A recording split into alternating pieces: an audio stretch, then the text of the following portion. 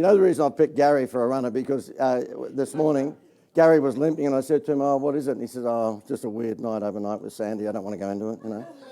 And and I think it's gout or whatever it is anyway.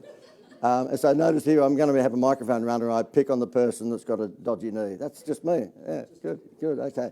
For those of you who were here yesterday, it was a pretty full-on day with content, at least I think it was. Would everybody who thought that there was good content in yesterday raise their hands? Well, there's one or two people. I'm only saying that because Facebook Live, our members are watching on that, they can't see. Although you have got another camera over there, haven't you, that's doing the wide shot? Yeah, good, okay. So anyone who is in the membership team who's watching this on Facebook Live, then welcome also. Now, if I could just ask you to do this for me. By the way, can you... I want to make mention of a very special member of our program. Yesterday, I was saying that it's really great when you have people in the program that just do shit. The frustrating thing is that a lot of times people sit on their hands, and I know I boasted about Darren yesterday, Darren and Lucille. Darren doesn't do much, but Lucille does most of the stuff, and he's fantastic. When you suggest to him to do something, he just does it, okay? And we don't have 100 out of 100 hit rate, but it's a pretty good hit rate, and he just does it. And it's just really great. And Neville and Kim, well, at least Kim, when you suggest to them, why don't you do something outside the square, they just do it. I call some of these things the wheels on luggage ideas, and I told you yesterday why, because in '69 we put man on the moon. It took 20 more years to actually put wheels on luggage. Why wouldn't someone have thought of that throughout that 20-year period? But they didn't. It was an airline pilot who got sick of dragging his baggage around the airports and said to his mate, "Look, I'm going to go home to the garage and put wheels on this luggage." And he never flew another plane because it was such a simple idea, but he was store blind. He was in his business and he was suffering from store blindness. And I am too. The thing is that from time to time, I'd get up and do these song and dance, and Jodie, my PA, would be down at the desk, and when I break for morning tea or something, she'd go, "You haven't got that on your website." I go, "Shut up." Just whisper that, right? So we all fall into that store blind category where, the Woolworths manager opens the door of a morning and then trips over the box and just keeps on walking. And it's not until the head office guy comes out and says, "Do you know there's a box at the front door?" Because who thinks that in their business they're probably store blind? Yeah. And who thinks having this environment is at least some sort of cure for that? Because if you're in an environment where it's ideas-based, and as I told you guys, I wasted $60,000 a couple of years ago going over to one of these and joining it in America, and I thought this was going to be ideas-based, and it wasn't. It was just bullshit. It was people just swapping cards. And I know that, yesterday, Alan Mason, who has a shit-hot accountancy business in Brisbane, just explained to everyone what he does. He helps people save tax, and he's got case study after case study of people who were going to pay $1 million tax who paid $276,000. That's a massive saving, and it's no surprise that when Alan came to dinner with us last night, he said, "I've had a few people come up and ask for my card." Well, that's great. I didn't build this for a networking thing, but that's just a byproduct. That's fantastic because people can, if you're looking for the Beatles White Album, here's the man for the job. And it's a byproduct of the environment of being ideas-centric.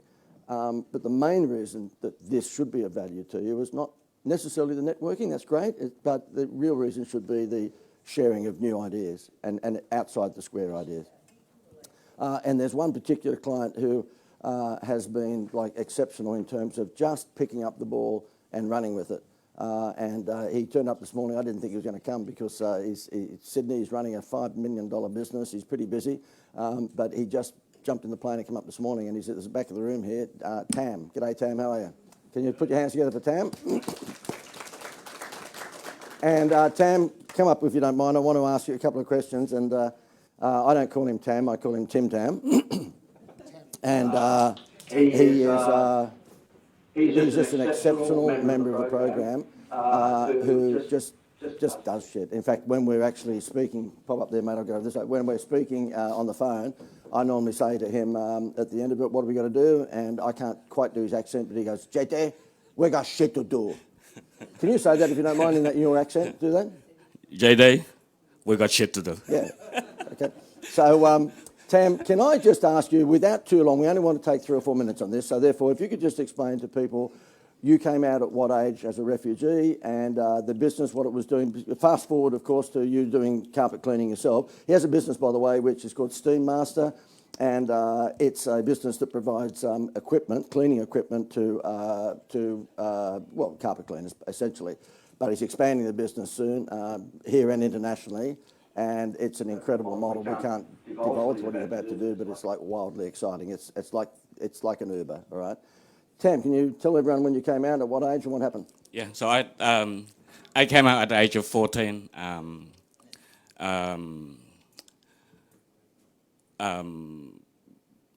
My mother put me on that boat at the age of 14.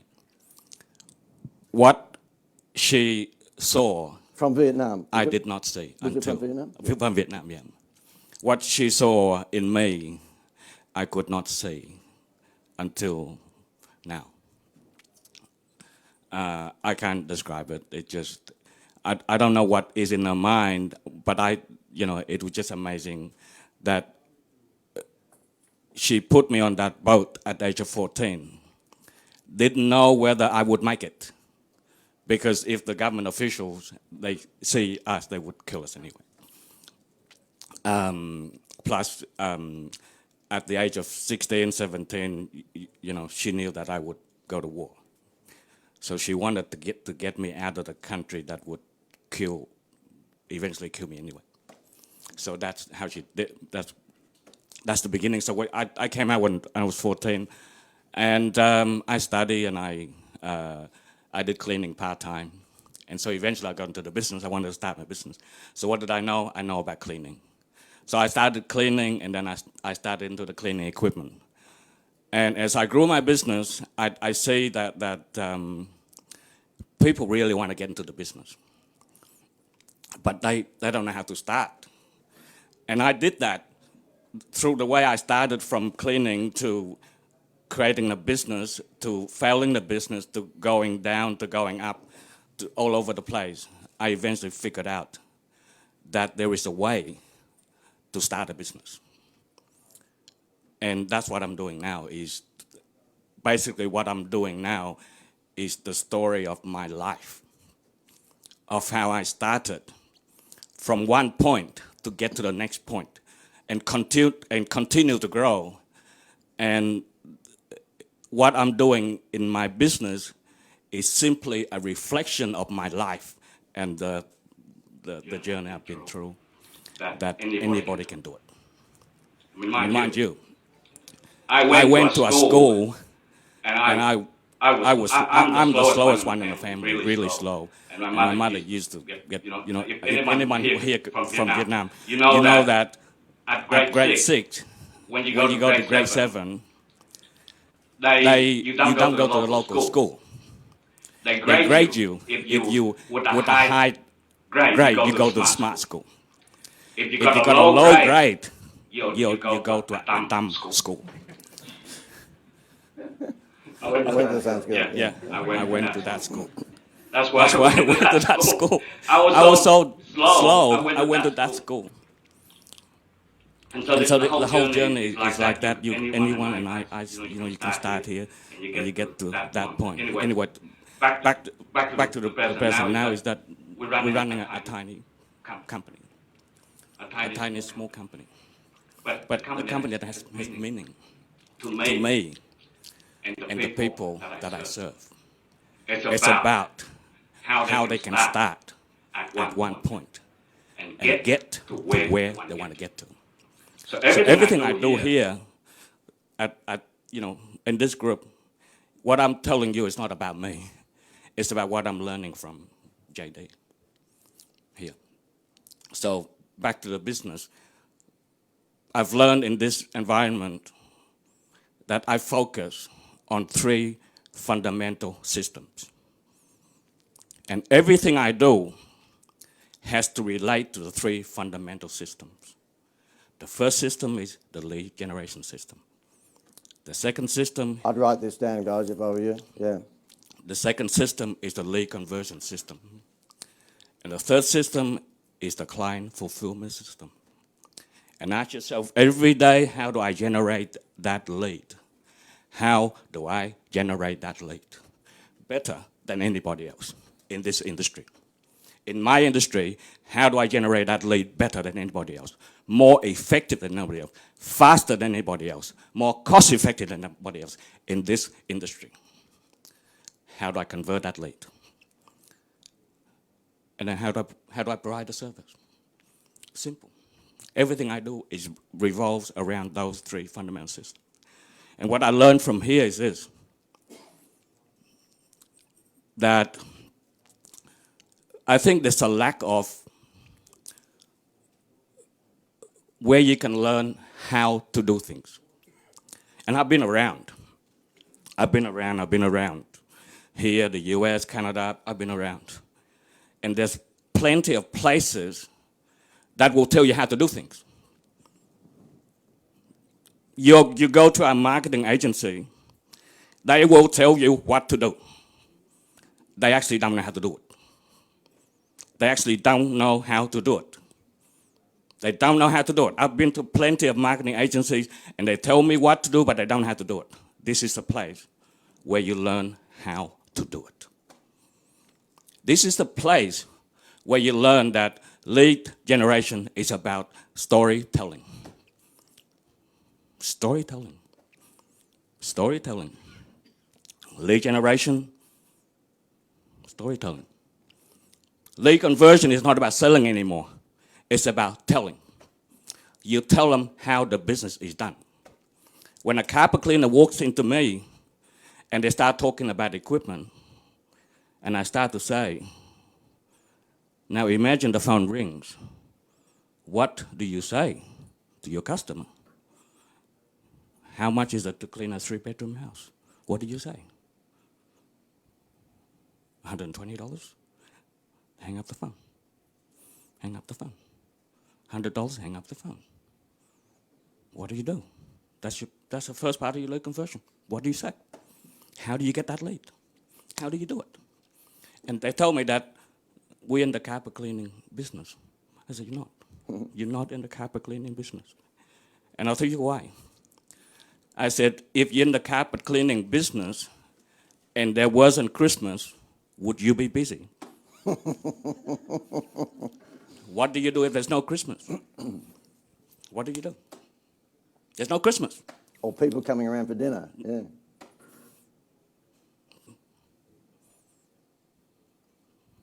What do you do?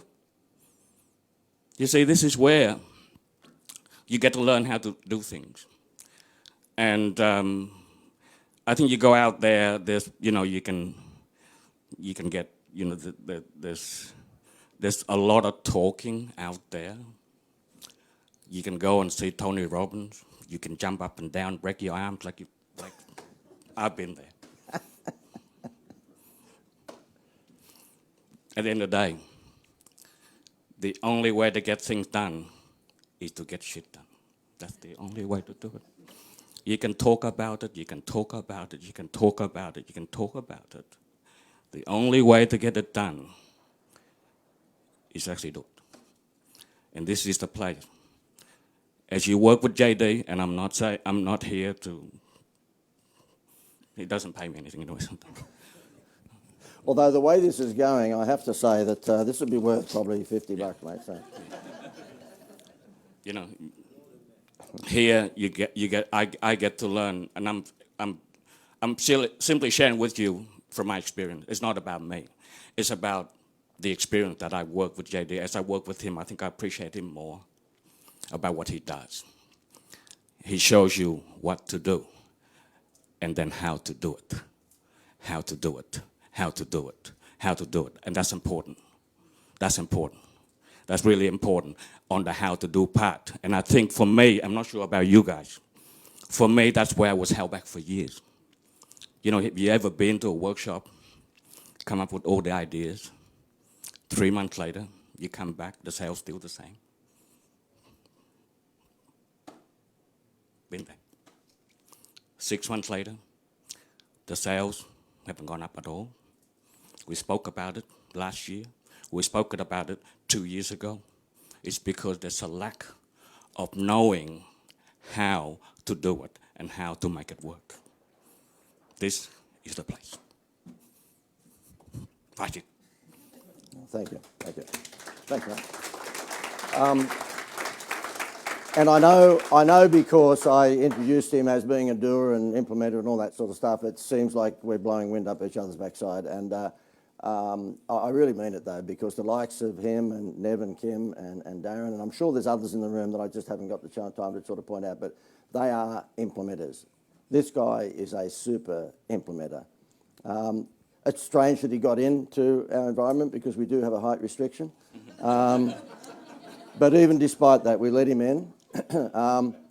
Our calls are normally a little bit longer because I can't understand a word he says. But he just does shit. In fact, at the end of all of our phone calls, I always have to get him to end with that phrase that, JD, we've got shit to do, and he just does it. And just before I let him go back to his seat, could I just ask you, Tam, is that you're not selling carpet cleaning equipment, okay? So I'm not selling marketing advice. You might think I am. I'm just selling, I've got a particular intuition that I can look at Darren's lovely shop and I can say, mate, we can add 2 million to this, just fix the front of your shop, I can walk into, Trevor and Kim's place and there's a certain intuition where you go, guys, think about this. All you need to do is just replicate the record day once every week. Or maybe a month, okay? Create your Christmas. And what Tam was just saying then was a perfect segue for that. These guys here, you weren't here, Tam, yesterday, but they've got a vinyl record, big, size of 2 tennis courts. Wow, cool. Yeah, and so it's taken a resurgence, and they had a national record store day about 3 or 4 weeks ago, and they can take a month's worth of sales in that national record store day because they did Facebook Lives and all sorts of things to bring people in. It was like Christmas Eve to them. And when they realised it was Christmas Eve, I said, well, just have more record store days. Don't wait for the international one to come around every year. Just create your own record day. And you're saying create your own Christmas Eve, right? That's exactly right. I mean, that's a good, that brings me to the other thing, and I keep saying it. What I learned from here is that the true product of your business isn't what you sell. That's what I was getting at. Yep. But it's how you sell it. That's right. The true product of a carpet cleaning company isn't carpet cleaning. If there wasn't Christmas, you fucked. If you think you're carpet cleaning, you fucked. Forget it. Forget it. Sell the sizzle, not the sausage. You got it. Sell the sizzle, not the sausage. So you can create your and you can create events, offers. How much are we paying? And my son sometimes he walks to me and he said that the economy is tough out there. He said, economy is tough. I said, I can't change what's out there. I only focus on the economy in here. So this is in March. I said, April, you run a campaign for me. Normally April we quiet. Run a campaign for me on interest free for 2 years. He said, how? We wouldn't have enough margin to do that. I said, pick the highest, the most profitable equipment package and offer that on 2 years interest free. What does interest free cost you? He said about $980. I said, pick that equipment package and include that one for me because I know with that one when we sell it, we make $700 in profit. Include that in because that would repay $700. It cost you $980, so now it costs you $280. To subsidize that. You sell that equipment package, you make $3,000. So instead of making $3,000, you make $2,750 or $200, whatever. He said, I said, do it. Last month, normally $30,000, $40,000 a week because it's quite $100,000 per week. You can create your own economy. Forget about what you're selling. Forget about what they're doing out there. Forget about the economy is tough. The streets are quiet. That is quiet. The streets are dead. It's scary. I said, don't worry about them. Here. And you can market to your existing clients. And that, we did not run Facebook. We didn't run AdWords. We didn't have a salesperson on the phone ringing up, costing us money. I said, just make that offer to your existing database. And that offer costed me $450 to create. That's it. Emails are free. Free. Market your database. Make an offer. Something of value to them. So, back to the point, record, store, whatever.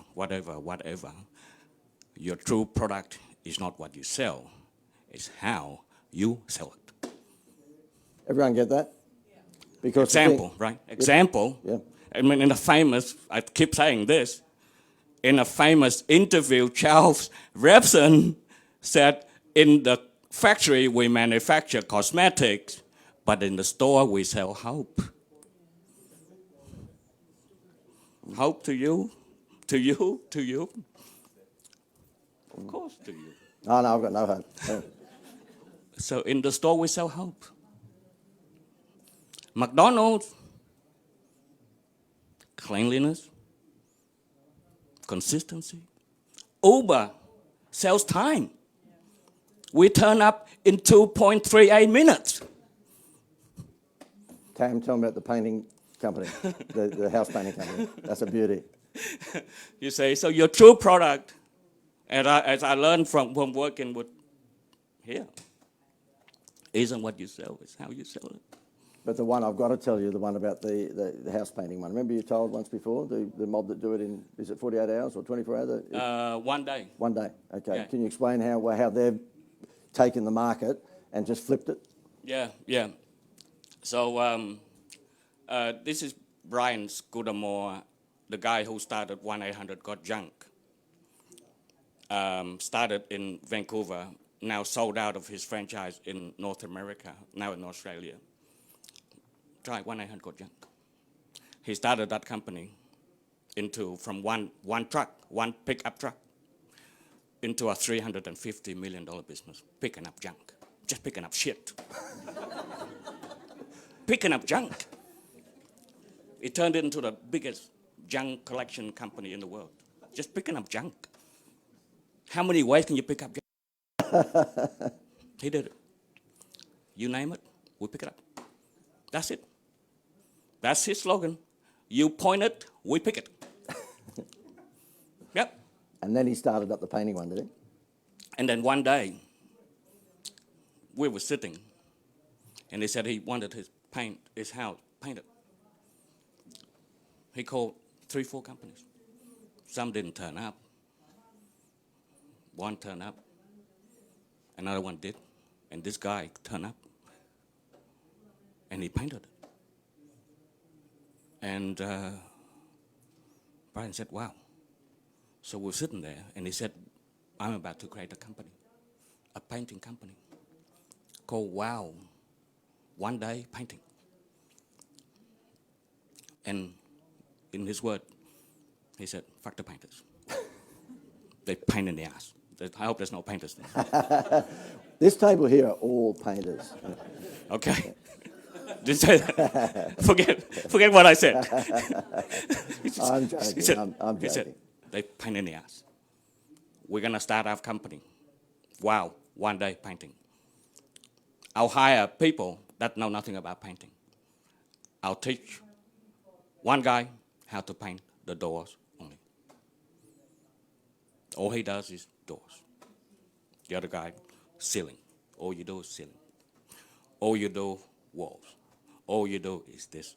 All you do is that. Can you see the system? It's not what you sell. You see, people sell smile. On the website, guys, I used to have miserable faces on my website. Now you look website, everybody smiles. People love it. And what Tam didn't have on his website was the same mistake that Margaret had made yesterday. He didn't have any carpet cleaners on his website. It's like the snake repelling company didn't have any snakes on their website. They repel snakes. As I said yesterday, it obviously worked on their website.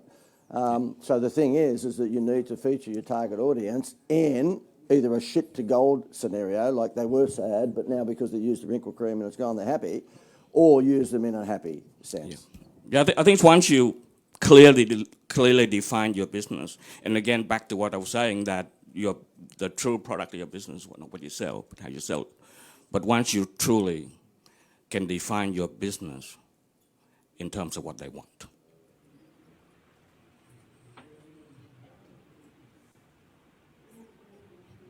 Think about that.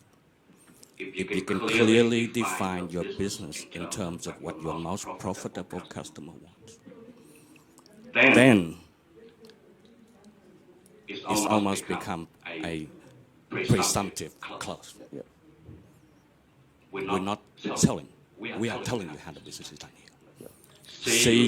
See yourself in. They walk in, they talk about equipment. Now see yourself in your van. See yourself how you drive. See how you get to the house. See how you knock on the door. See how you walk through with the client, inspecting the house. See how you inspect the carpet and identify what fiber it is. The fiber identification that tells you what carpet it is, what fiber it is, whether it's nylon or wool or a mix. See how you explain it to your client. See how you bring the equipment in, and on, and on, and on, and see yourself finishing, see yourself getting paid. This is how we do it here. So you take them, right? Can you see that? He thinks he's selling equipment, or is he selling solutions? See, the solution side of it gets so deep that what we've created together is a Steam Master Academy. It's his version of my Wow Central. So for those who've been around me for a while, you know I've created this big library called Wow Central, where all the good ideas that I've had that work, not the ones that didn't, are put into this massive library, and you guys all have access to it. In fact, I think we sent out an email to you only a week ago to say we've just updated it again. We're continually putting new concepts in there. So if it's brochures or it's Facebook campaigns or Instagram campaigns or TV ads, whatever it might be, you can go in there and pinch this stuff and use it for your business anytime. And it's categorised under business type, A to Z. If you're a B builder, you go in and grab all the stuff I've ever done for builders. If you're a C, for chiropractor, you go and... Or you can go in and steal it just on categories. I want everything on brochures, everything on Facebook. Like it is, if I do say so myself, wildly valuable. So this guy looks at that because he looks at things differently. And he said, well, what's your thoughts? I said, well, we had a brainstorm about it, decided to do the same thing for carpet cleaners. So what happens now, when you become a client of this guy, you just don't get a $10,000 carpet cleaning equipment package, because that's sort of where they start at. If you're going to start up a business, that's about what you've got to buy. If that's all he sold, then they would just go and have a look at the other carpet cleaning company, and they're doing it for $9,900, so he'd have to drop his pants to $9,600, and so on and so forth. It's a race to the bottom. So what they do when they come onto his program, they get access to his marketing blueprint. And in that are everything they'd want. Radio ads if they happen to be in a regional town. They have Facebook ads. They've got website designs for carpet cleaners. They don't have to think about anything. So they're buying into a system. They're not just buying a bunch of vacuum cleaners. So he's wildly different. He's like the 1-800-JUNK guy. He's like the Wow painting guy. He's very, very, very different. He's selling a solution of how you can make money out of carpet cleaning. He's not selling bloody equipment. Who thinks that is like just a wow factor? Of course it is. Yeah.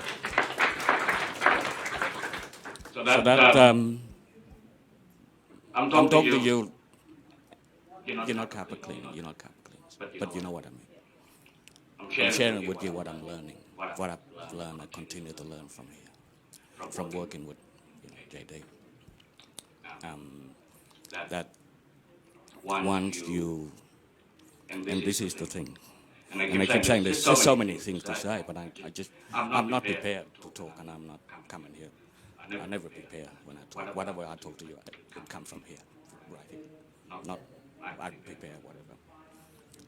Once you work out what to do and how to do it, and listen carefully, that the part that create the result doesn't take long. It's the part that do not create result that take forever. My God, think about it. Sometimes I look at my business one time, and I was making one sale a day back then, and there was 10, 12 of us.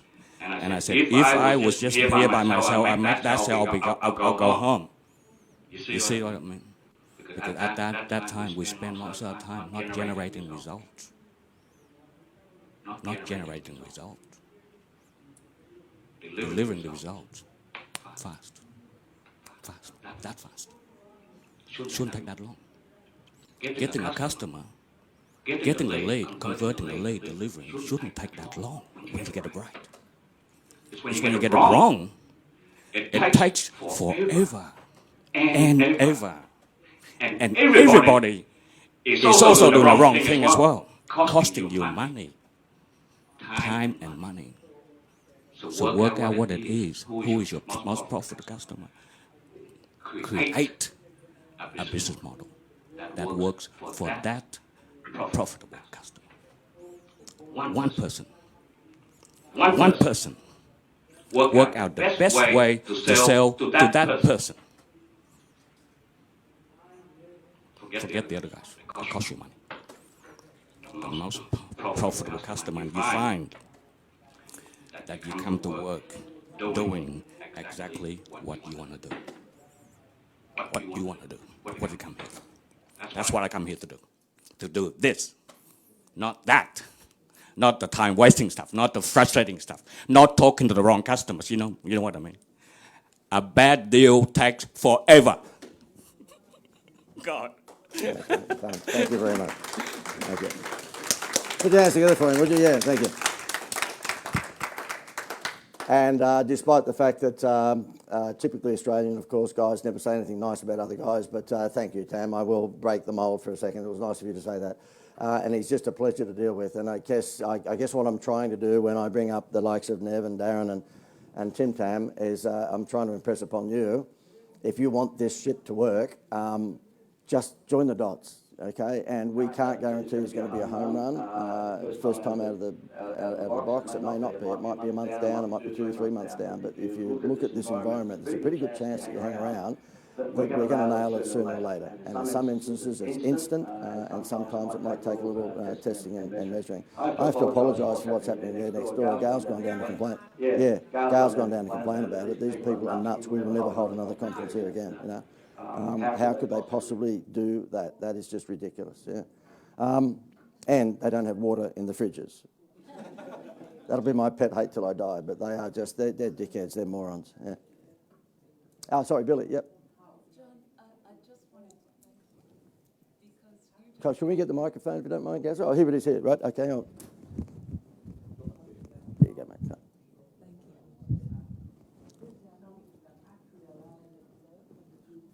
Is it on? Yep, it is. Hello, there we are. I just wanted to thank you so much because you just gave me a true epiphany. And that was in not only in the form of, basically we've got to be head down, backside up, not my best angle. I think that when you said that what they weren't selling the product, they were selling hope, I realised that's what I sell. It's what I sell. Yeah. Yeah, it's what we all sell. It's fantastic, and that was really a beautiful realisation. Thank you. Thank you. And the thing that freaks me out, Billy, is how can so much of that fantastic skill and wisdom be in such a short person? It's really weird, yeah. There's so much of it. It's got to go somewhere because it can't be contained in there. No, he's fantastic, and he has plans to take his business from 5 mil to 100 mil in the next 5 years. And if you knew what he's got planned, it is like knockout. It's something that the cleaning industry will have never seen before. And I'm, privileged to be on the journey with him with that. Because when you tell him, how about we think about doing this? I'm not saying he just jumps out and does it. I mean, that's blind faith. But he'll do his homework on it, and it'll happen. I'm sure you won't mind me saying this. He's on the phone with me the other day, and he says, "Oh, JD, we're expanding the carpet cleaning business, and I'm moving out of the premises that I have, which is out in the western suburbs of Sydney, and I bought something." What suburb is it, mate? The Botany. So he bought a property in Botany, and I go, "Shit, I come from Sydney. I know what Botany's like. It's a reasonably expensive suburb." And he said, "Yeah, well, we've got to have, for so many vans and so many this, that, and the other, and so forth." And I said, "Okay, so So he bought the block of dirt. He said, yeah, we're building the factory. We should have it ready by by the mid to late next year. I said, okay, fine. And was it a big block of land? He said, yeah, $7 million. Yeah. $7 million? So he doesn't muck around. He just does shit. And what he's about to do with the cleaning industry will be revolutionary. It'll be Uber, it'll turn it on its head. And he does it because he just believes in thinking outside the square. And one of the things I know that he brought up, if you want to be, give it 2, 1, product. Okay, I just want to go through this with you. And number 3, okay.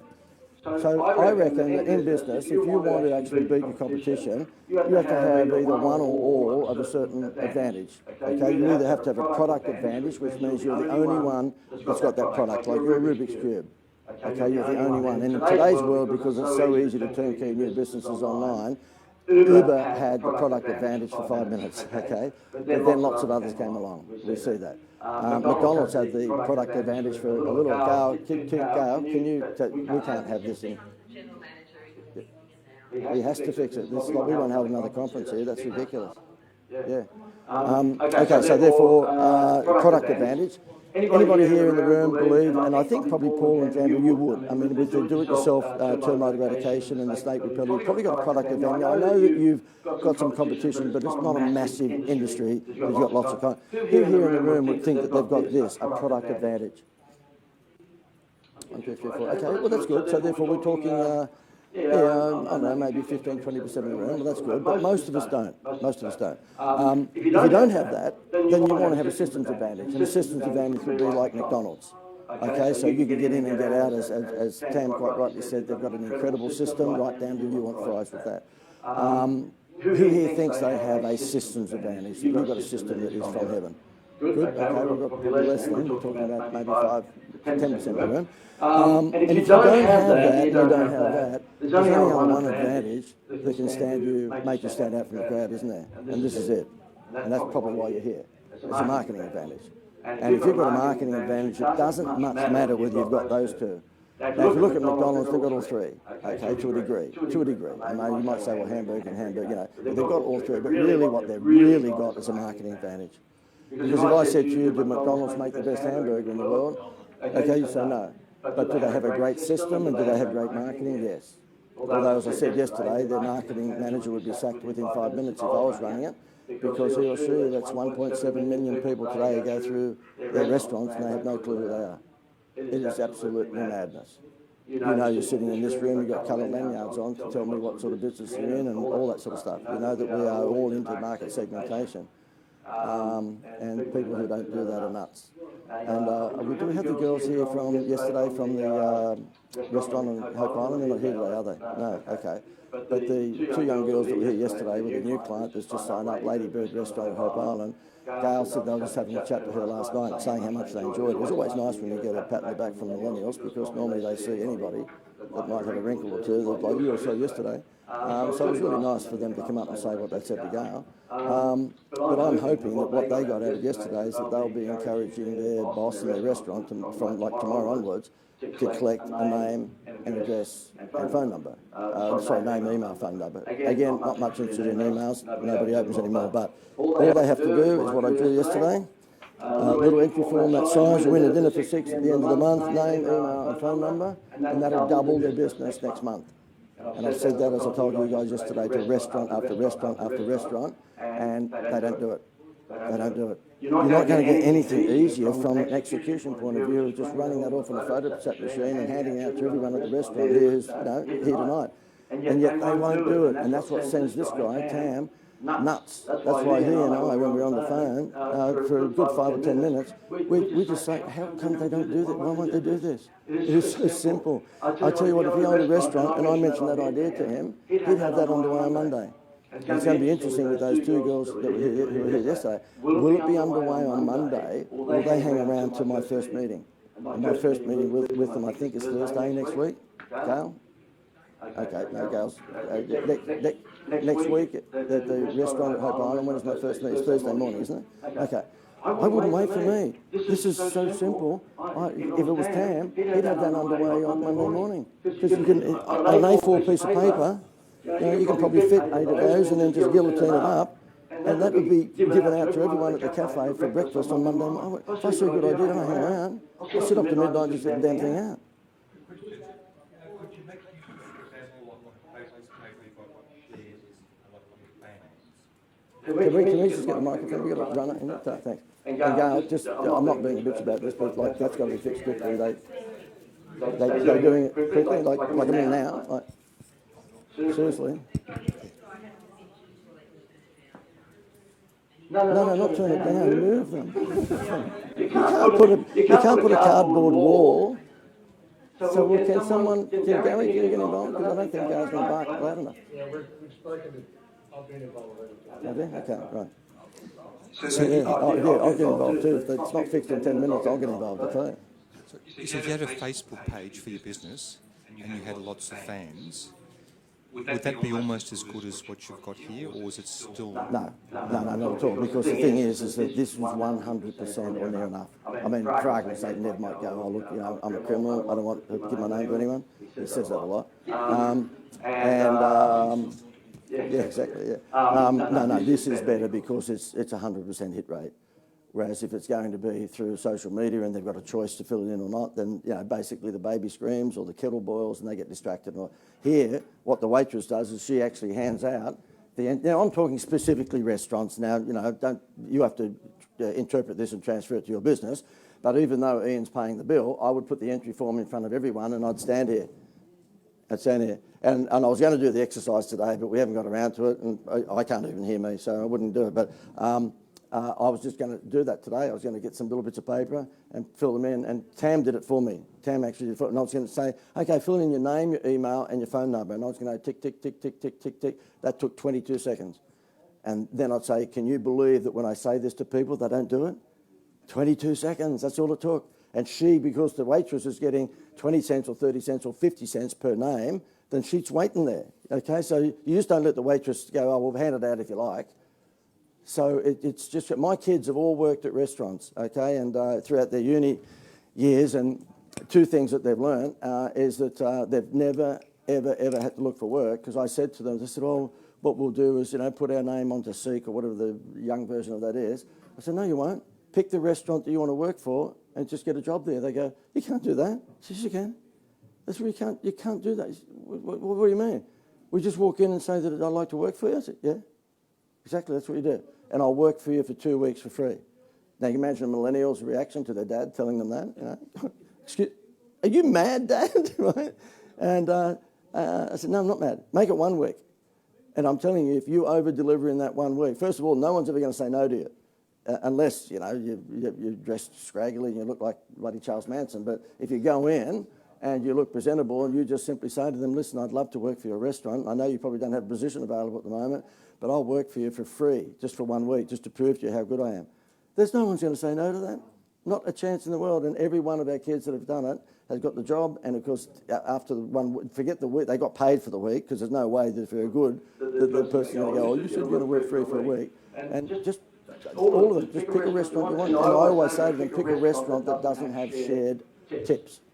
Because there's no way in the world. Do you think if I was working at a restaurant, I might be putting some wow factor into it? I'm not sharing my tips with all the other waitresses and the bloody, person in the kitchen. Not a chance in the world.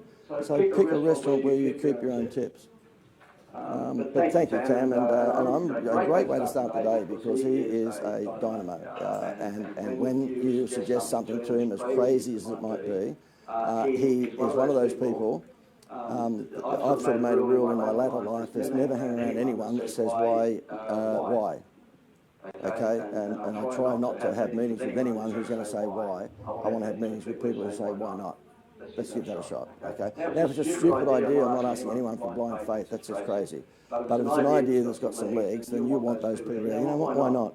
And in the age that we live in, courtesy of the laser targeting that we have with Facebook and Instagram and YouTube and LinkedIn and all that sort of stuff, is that there should never, ever, ever be a suggestion, unless it's a completely dickhead suggestion, there should never be a suggestion that you don't say, why not? Just throw $50 at it. Put it on Facebook today. You know, with Kim and Ned yesterday, you saw, I just switched, we're going to do it today, we're going to do a Facebook Live today, I just switched the damn camera on in his record store, and we walked around and just said, look, you know, record day's coming up in a couple of days' time, you're not going to believe, look at all these records, look at the Beatles and Billy Joel, this, that and the other. 27,000 views in 2 days. And they had the biggest national record day that the store's ever had. And it cost, let me think, nothing. We just did shit. We just did what Tam just said. We just said, you know, roll your fucking sleeves up and just do it. And because these two guys are dynamos, guess what they've done? They just learned from that. I can't get this guy off Facebook Live now. He's on there all the time. He was this morning on there. This is me in the shower. I don't want that. He's taken it to a whole... Now I know the one person that watches me. That's right. He's taken it to a whole new level. So yeah, it's just execution, implementation. And if you don't have a product advantage, and most of us don't, if you don't have a systems advantage, and most of us don't, you have to have a marketing advantage. Disneyland has all three. Okay, so who here has been to Disneyland? Pretty much most of us these days. And if you've been to Disney, then you've been to Universal. Big difference. Big difference, okay? Because the thing is that while Universal has a product that you might argue is comparable, probably not, because Disney just theme everything brilliantly. But, you know, Universal's got a good theme park, don't get me wrong. But does it have the systems that Disney has? Not a chance. The kids that are working at Universal Studios are probably chewing gum, and you can see they don't want to be there, okay? They're uni students. In Disneyland, they're part of a show. They're part of the show. They're not staff members in Disney. Disney don't have any staff members. They've got cast members. And in Walt Disney World in Florida, I don't know whether anybody here, I know Darren has, but who's been to the Florida Disney Park? Okay, 63,000 staff, right? 63,000 staff. And when you've got it's 42 square miles in size. Disney World, for those who haven't been there, stretches from Sydney to Penrith. 42 square miles. It has the 9th largest navy in the world, okay? It is incredible. If you want to stay at Fiji, they've built Fiji. If you want to stay in Italy, they've built it. You've got all the hotels are themed. You can stay at the Golden. They're just about to launch Star Wars in 2 weeks' time, 3 weeks' time. They've created a whole brand new Star Wars theme park and a Star Wars hotel. So you can imagine the likes of Tam and I, when we're on the having a drink, we will say, why hasn't Movie World got a haunted mansion hotel in its car park? Why don't they have that? Well, like that's just got to be built, hasn't it? I was speaking at a theme park conference a couple of years ago, and Steve Irwin's wife was on before me. It was in the Sunshine Coast. Dreamworld and Luna Park and people who've got the rock climbing centres and trampoline centres, and anyone that was to do with adventure park entertainment were there. 10-pin bowling alleys. And I was a keynote. And what's Steve Irwin's wife's name? Terry Irwin was on before me, right? And she was talking about Australia Zoo and what have you, because it's a theme park, and they've done a pretty good job. And I came on, and I just said, look, I know people from Movie World are here, but I've got to say to you, you've got 3 football fields of grass sitting outside your theme park. It's whatever year it was, a few years ago, 2000 or whatever. I said, why do you let all of that money slip through your fingers? People are staying at hotels on the Gold Coast. We had 12 million, and this is courtesy of Darren.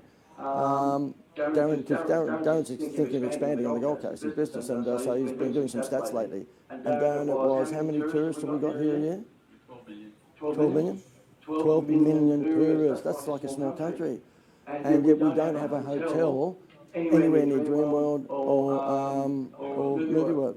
Now, I know when I've looked up the internet, there's always been threats that there would be one coming, and there is one coming now apparently outside Dreamworld, courtesy of the Westfield Shopping Centre and what have you. And somebody I saw recently was mooting that there might be a themed hotel outside Movie World. If that themed hotel was a haunted mansion, but for fun, like so you don't scare the little kids, it was fun, like you do a Disney style, like their ride, their haunted mansion. Who here would think that with 14,000 cars every hour flying past that on the freeway, it might get booked out? Of course it will. So there's just some ideas you know are going to work. Call it. It's not even that I've got any brilliant intuition. Although I do, but it's and humility is one of my greatest assets, you know. But it's just that there are some of it just no-brainers. I know what this guy's about to do to the cleaning industry. I've seen it, and it's Uber multiplied by 10, and because he hangs around, he sees a block of land, it's got 7 million price tag, he buys the damn thing. Right? Cam's also into this little, he sells a lot of this, he says it's a white powder, it's a special medicinal thing, I don't know. It's baby formula, isn't it? Yeah.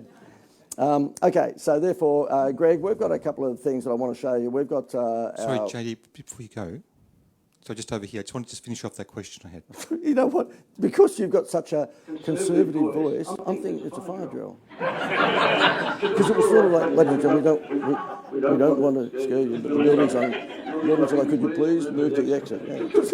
But it is, because Ian's got, compared to me, like, Ian's got such a calm nature to him. Where the heck can they come on? Yeah, I'll just answer that. Yes, Ian. Just finishing what I was going to ask there. So, if you have a Facebook page with heaps of fans, could you sort of use the same concept where you can target certain offers to those fans, like the restaurateur owners do? Absolutely. Yeah, absolutely. On Facebook rather than... Yeah, rather than email, you mean? Yeah, okay, yeah. So, and I don't know what your open rate is. Mine, yeah, exactly. With my list, it's about, I don't know, 15,900. We had it at 20. We got rid of, a lot of people in there.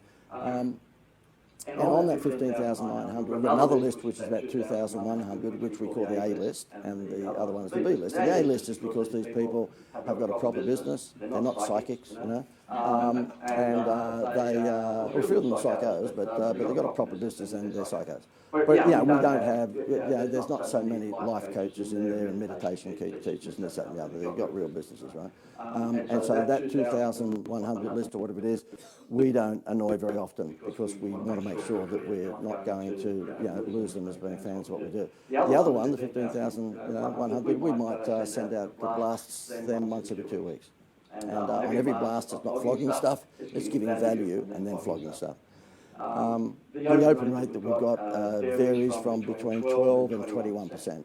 And that can be heavily influenced by, guess what, for $1 million, what do you think is the biggest influence of the open rate? The subject line, okay, so the subject line. And if you want to know what the best subject lines are, just Google best subject lines, it's really hard, okay? And that'll give you all the best subject lines. You'll see that when James is up here today, in a little while's time, our copywriter, one of our copywriters, and Gary I mentioned yesterday was another one, he'll run you through what the best formula is for getting emails or getting attention, and it comes down to the heading and the subheading, no question about that. As I said to you yesterday, the orange juice heading that says, we have really healthy orange juice and you'll feel better when you drink it, will never ever match the headline that says, despite rumours, we guarantee there are no sexual stimulants in our orange juice. The other one will win every single time. So the headline for everything is the make or break, no question about that. But yeah, if you were going down the Facebook path, you would give your Facebook digital agency, if you didn't want to do it yourself, you'd give them 500, 1,000, 2,000 of your database of your most profitable customers. Notice what Tam was saying, not customers, most profitable customers. And then they would go and find a lookalike audience. So they would look at what their Facebook profile tells about them, that they like playing cricket, they go to the movies twice a week, they drive a Kingswood. They've got 2.3 children, they're in a high-stress job and that's why they smoke, whatever it might be. And it just presses a button and that goes out and looks for more people who've got those traits and then just puts your ad in front of them. Like, it's just nuts. It's just crazy.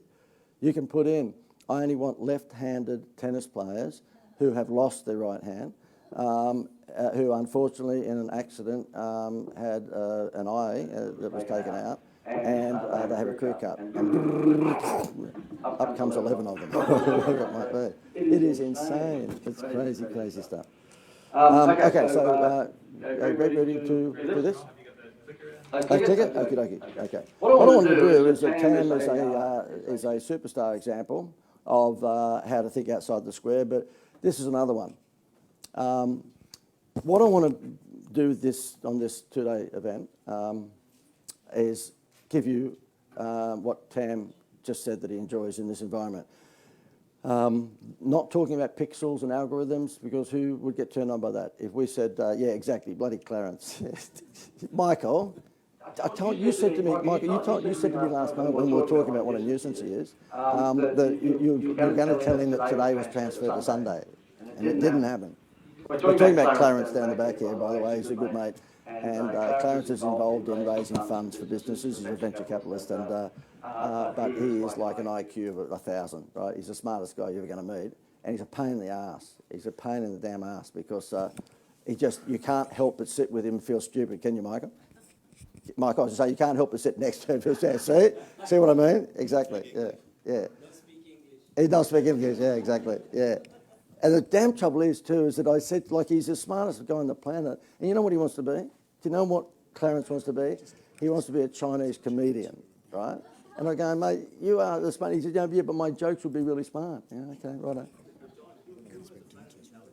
Yeah, actually, good point. Yeah, good point. Yeah, I'll buy that. I'll buy that. And for those of you who wasn't here yesterday, who's here today but wasn't here yesterday, Russ, okay, Dougal, I've got to run the line that they've all heard once, and it's an Asian joke, which is fair. I said after I introduced Clarence yesterday, oh, yeah, no, look, I threw an Asian guy down a flight of stairs yesterday. It was wrong on so many levels. Josh, that's for you too. You weren't here yesterday, Josh. Yeah, okay. So what I want to do is mix, if you like, the tutoring, the actual philosophy behind this stuff like that there, but then give you case studies of how these people have executed. Do you agree that that's the best way to learn? I think so, because, you know, if you sit up here like a school teacher, and we've all been to school 1,000 years ago in university, the thing that shits me is with most of the teachers is that they're great on the theory, but they're still on the blackboard or the whiteboard these days, you know, just giving you numbers and letters and stuff. Now, I want to see, like, how did this happen in real action? And who thinks that Tam, when he demonstrated up here to you, the things that he does, who thinks that he is a different carpet cleaning equipment supplier from anyone else?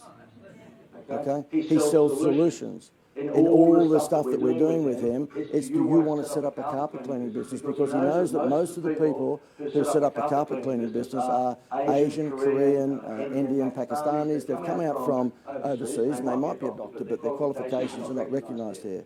So they do one of two things. They drive a taxi or now Uber, or they clean houses.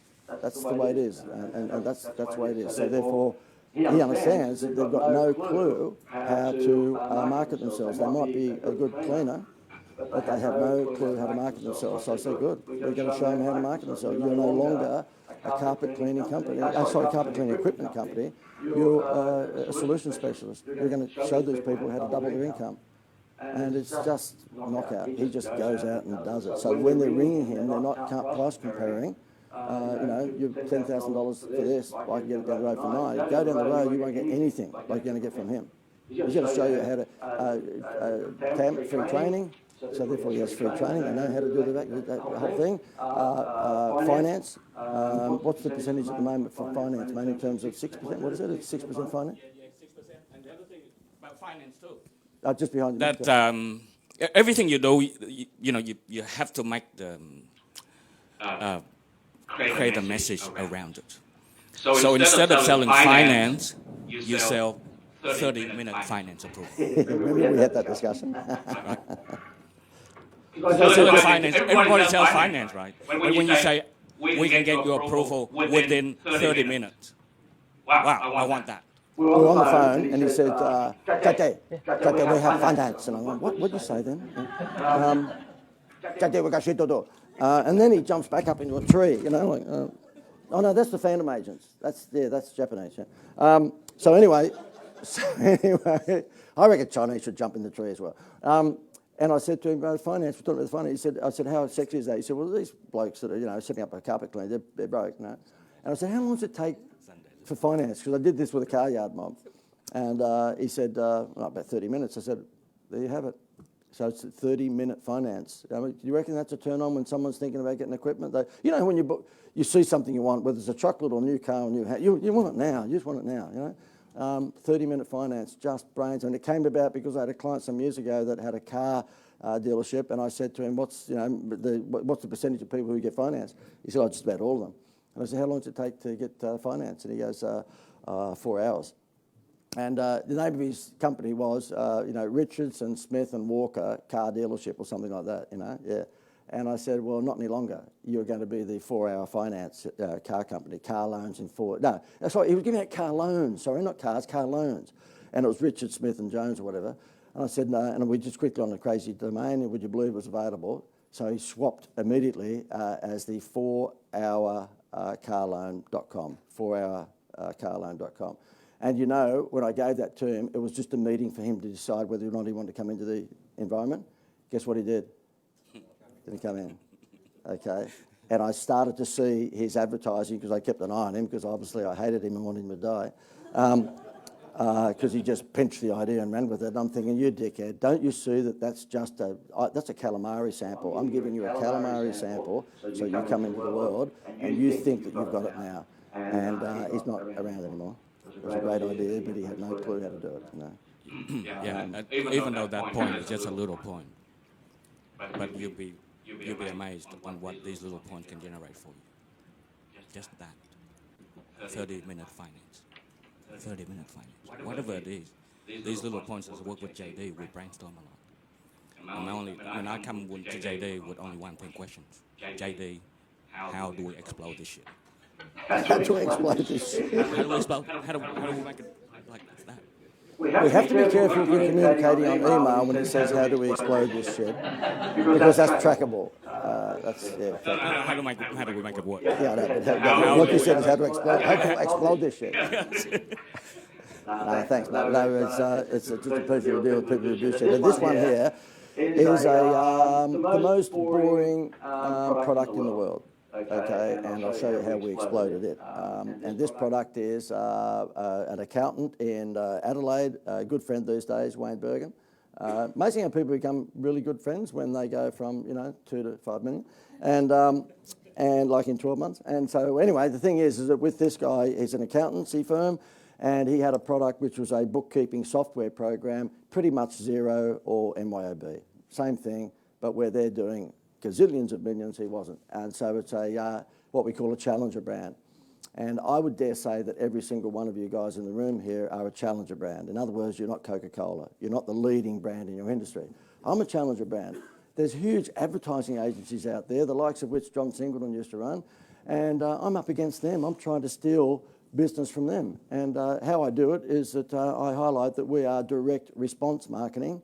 We're not marketing. And so I'm very different because I'll show you how to get responses pretty quickly. I can't guarantee it. It might take a month or 2 or 6, but it's still quick compared to advertising agencies who will have the old fart like me come in and do the song and dance, but as soon as you sign up, you got the 23-year-old girl that just came in a marketing school. That's exactly how they work. I know, I've worked for them, all right?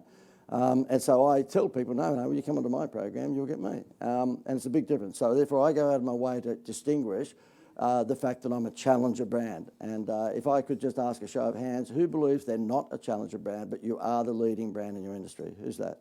Michael? Okay. Good. Well, and yeah, okay, good. Well, and I'd go along with Neb. I don't know enough about Michael's thing just yet, but I certainly know with the record store guys, you probably are. And I've been encouraging them to promote themselves as the number one in the industry. And so therefore, for most of us, we're a challenger brand. What do you think you need to do when you're a challenger brand? Now, hint, the Greater Building Society, before Get a Home Loan, Get a Free Holiday, and Jerry Seinfeld, do you think that the Greater Building Society versus the Big Four banks, do you think they might have been a challenger brand? So do you think if they took on the Big Four banks with a 1% honeymoon rate or with interest rates, the Commonwealth Bank was just going to sit back and let them win? Not a chance. It'd be like the hardware store having a wheelbarrow sale for 10% off. Do you think Bunnings are going to sit there and let the Bunnings say, you find it anywhere else and we'll still give you 10% less? You cannot beat a leading brand on price. You can't win that war. So therefore, you've got to play challenger brand tactics, which is obviously what this whole business of mine is built to do. So this cash flow manager had an MYOB, a Xero, okay? And this is what their newsletters used to look like to go out to other accountants and small business owners. And why they wanted to send out to other accountants, they wanted to convince the other accountants, this was a few years back, that you shouldn't use MYOB for your clients, or you shouldn't tell your clients to use MYOB or Xero. You should get them to use Cash Flow Manager because it's so much better. Now, when that arrived in the mail, okay, because that's a That's a 20. What's wrong, Gail, with it? Okay. With a good chance that all of us will be moved into a phone box probably in a minute. I can't believe, I mean, I don't know what these things cost us, 10, 15 grand or something to put on the weekend, but we can't come back here. Like, it's just disgusting, isn't it? It's just crazy. It's just nuts. It's just nuts, yeah. So anyway, that was the front cover of their communications that went out regularly to business owners. Who gets hard nipples on that? That's pretty exciting, isn't it? And I went, oh, look, I know you're accountant, but you've just taken this to new lows, right? I was doing the Seinfeld stuff at the time, and he says to me, listen, is there any way that maybe that might be the answer? I said, oh, let me think about it, okay? A celebrity endorsement is not for everyone. And I said, okay, look, I tell you what, leave it with me. And I was saying to some people at the table last night that we were at, I just rang up Jamoan. You familiar with the Irish comedian, Jamoan? Okay, and I got him to be the Jerry Seinfeld-style spokesman for this business. And it just, you watch what happens. That's now what the front of that looked like. So if you look at what it used to look like, that's what it looks like. Borrow money from a pessimist, they don't expect it back again. So as soon as he sent that sort of stuff out, it just exploded in terms of getting traction. And this was one of the TV ads that we ran in regional country towns. You can afford TV ads in regional country towns. You can't afford them in a lot of small businesses in regional towns. I just rang Jamoan up and said, mate, what are you doing next Saturday? Because this is how easy it is. Everybody says, how did you get Jerry Seinfeld? I mean, if I went through all the people that we've worked with over time, Michael Jordan, we're talking Princess Di, we're talking Meatloaf, we're talking Paul Hogan, Bert Newton, Paddy Newton, Tony Barber from Sale of the Century, all those people. And everyone says to us, how did you do all that? I said, just rang them up. Just ring them up. And I know it's not quite that simple with Seinfeld. It was, going through people and people and people. But nonetheless, you just do what Tam does. You just do what Darren does. Just do what Nev and Kim do. You just do it. Just get off your ass and freaking do it. There is nothing that's impossible. Just do it, for God's sake. Sorry? The worst thing, say F off, And that has happened a couple of times. Yeah. Okay, so this was one of the TV commercials and Facebook. This went across social media, and you'll see. Tell me if you think this looks like a normal accountancy practice. Hi, you sick of laundering money and you want to come clean with the tax department? Well, now you can with Cashflow Manager Washing Up Powder. Cleans up all your accountancy and bookkeeping. It's very simple. Hang on. Cashflow Manager, no, it's the software program. Cleans up all your bookkeeping, keeps it very simple, removes all those awkward stains. Cashflow Manager, simplest washing up powder solution on the planet. Bookkeeping.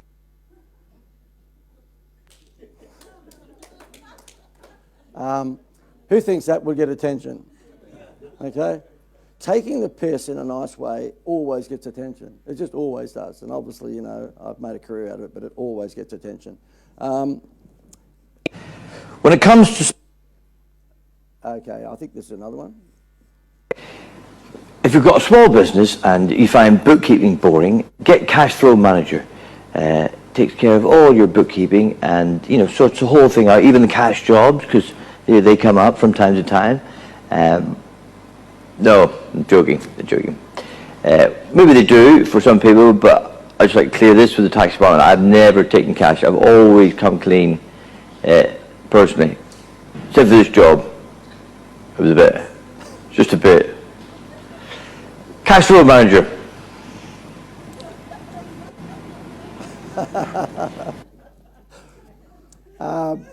Because when I rang him, I said, what are you doing next Saturday morning? And he said, I don't know, golf. Something. I said, how would you like 30 grand? He goes, how long you want? I said, just a couple of hours. And he said, so what am I going to do? I said, basically take the piss out of accountants and, do the... Yeah, okay, right, I'll do that. So we got him for $10,000 a year for over 3 years. That's $30,000. But he got $30,000 for 2 hours. So the entertainer sees it as 15 grand an hour. I see it as like $1 a day for the next 3 years to have a big superstar looking after, managing endorsing your business. And we had a bit of fun. JD, I'd like to say that you're probably the most professional marketing person that I've ever had to work with. Thanks, Jermaine. Thank you very much for that. I'd like to say that, but you're not. Actually, you're the opposite, the most unprofessional. Thanks for that. Don't talk to me again. Okay, so just if Greg can tee up the Jerry version of that. One of the ads and the Jerry version of that. Okay, yeah, one of the ads. Okay, so before I move on to Madura tea, which is like a Twinings tea here in Australia, who thinks that if they saw on Facebook or they saw on LinkedIn that stuff from Jamone, that Challenger brand product would at least stand out and get some initial attention compared to Xero or MYOB? Of course it would. But if we'd gone out with exactly the same sort of advertising as Xero or MYOB, which is pretty conservative, modern and hip, I know, but still reasonably conservative, no way, they're a 40-ton gorilla.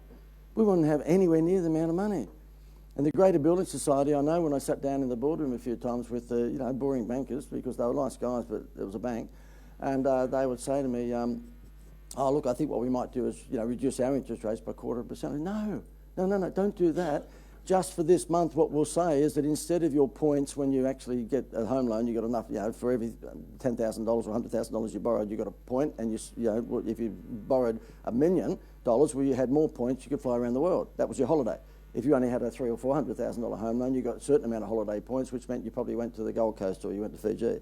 So I said, instead of dropping the interest rate by 0.25%, just put some special bonus on where this month only, for every $250,000 that you borrow from the Greater Building Society, you will get 2 tickets to Disneyland Hong Kong Disneyland. Do you know what would happen if someone was going to borrow $450,000 and for every $250 they got 2 tickets, right? Do you think they upped the borrowing to $500,000? Yes.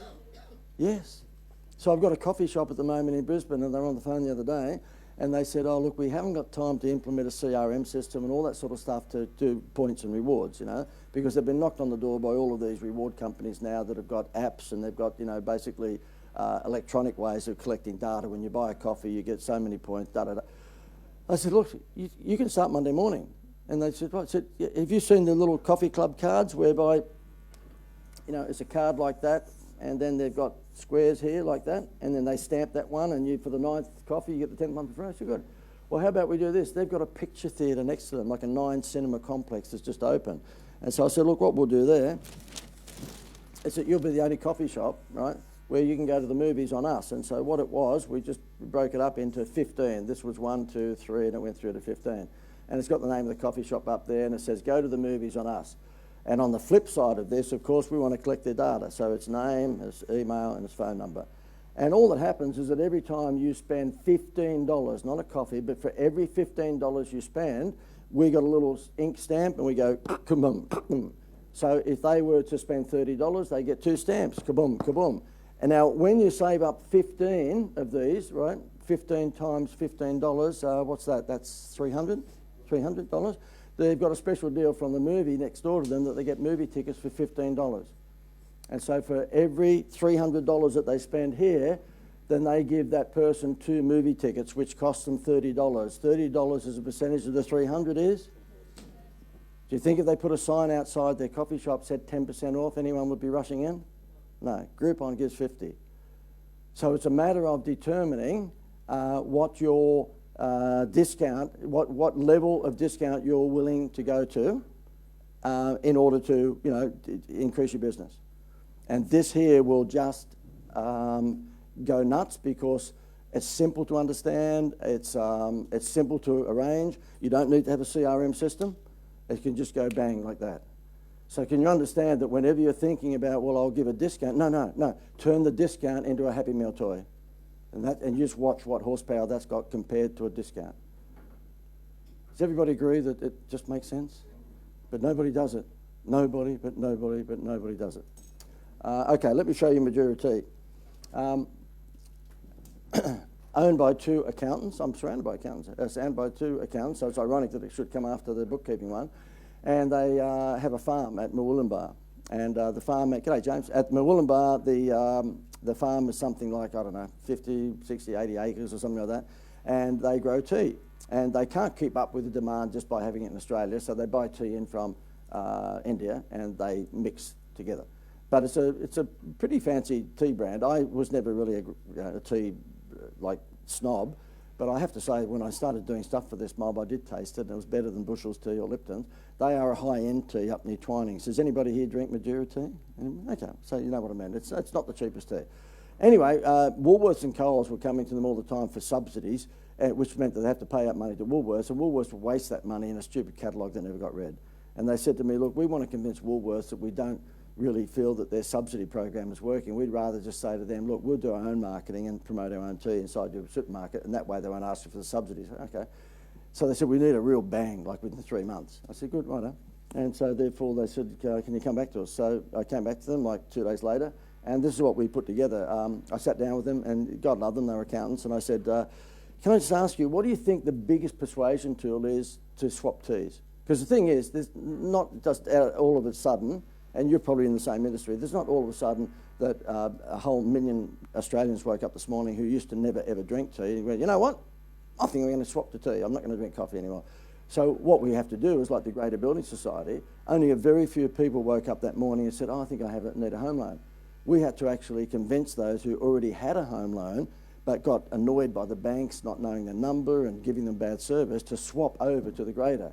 So that's why our campaign was get or swap a home loan and come to the Greater. And that was easy to a degree because only 64% of Australians are satisfied with their bank. So the satisfaction levels of banks were 64%. The Greater's Building Society satisfaction level was 96%. Now, if you've got a 96% satisfaction level, you should do whatever you have to get them on board, because then they're going to leave. They won't leave. Whereas the bank, for every time they got 10 people on, they lost 3 or 4 by 12 months' time because the satisfaction levels were. So we just did whatever we had to do to get them on because we wouldn't lose them. So in this instance, what we had to do was get Twinings people, which is upmarket tea. In other words, we had to get Ford to swap to Holden because there was no new tea drinkers just come out of the thin air that day. And the way to do that, of course, is through taste testing.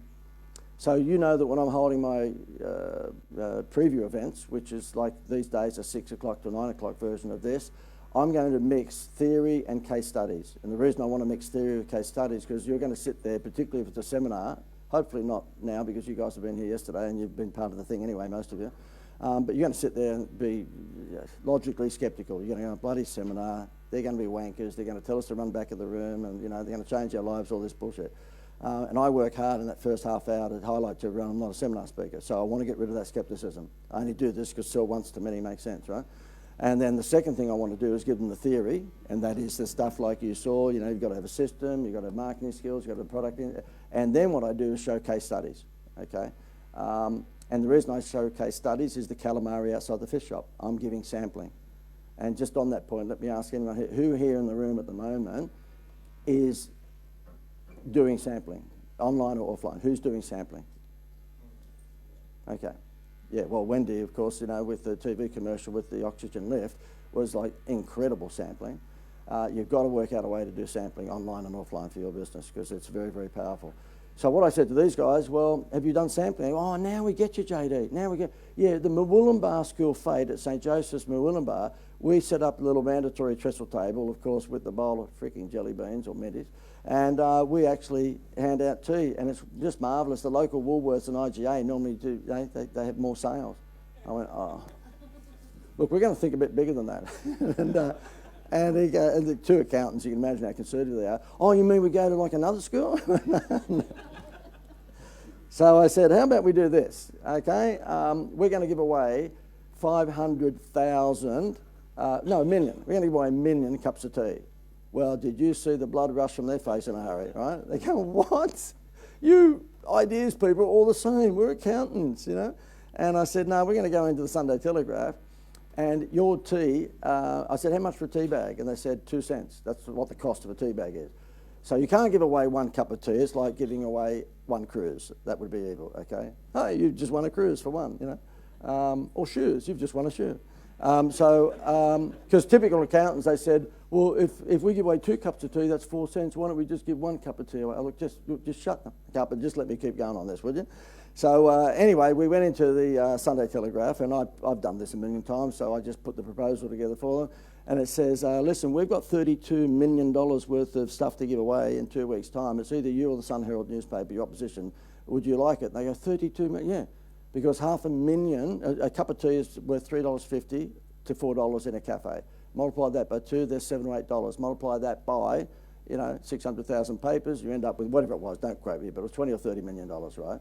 Well, you should have said, they are tongue-kissing you and hugging you before, there's not a chance of them going, oh no, give it to another paper. It's like, what? How can we start? Can we do it this week, They will walk over broken glass, and what it cost him is 2 cents for every thing of tea. Now, what happened then is that we made sure that when you actually got your free cup of tea, that when you walked into a Woolworths or Coles store, which is where most of the sales are, you had the chance to win $1 million. And I'll show you how it works in a minute. I hope Gail's got it in here, but anyway, we've got the pictures of the box and all that sort of stuff. So therefore, the thing is that when you bought a box of tea, it was like a packet of football cards.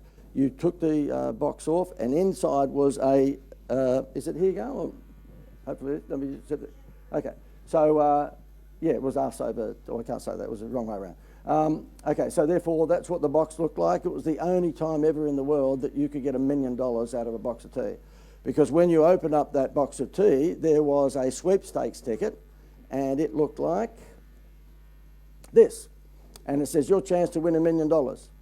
Okay? Now, by the way, you probably say, well, how did you come up with it? I did all the scratch bingo games for News Limited and Fairfax, okay? We did all the big scratch games for McDonald's, for KFC, for, you name it. I mean, we were the largest scratch ticket producer in Australia throughout the 90s, so there was no one that would do more contests than what we've done.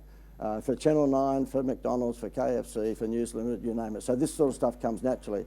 But I want you to see how clever this one is. So what happens is that that was what the ticket looked like, and it was about, I don't know, but half the size of that little rectangle. And on this side it says it works like this. Find an entry card like this in specially marked packs, okay? And then it says each entry card has a unique code, rewarding you with between 1 and 10 entitlements into the major draw. And it says the last 2 digits of the code denote how many entries that you're entitled to. So that was 8 entries, you see? It finishes in 08. And I'll tell you why we have to have a code in a moment. So then what we say is that this is above an example, so it shows you you've got 4 entries. Go to our website, okay, and register your personal details and your code. The major prize draw takes place, blah, blah, blah.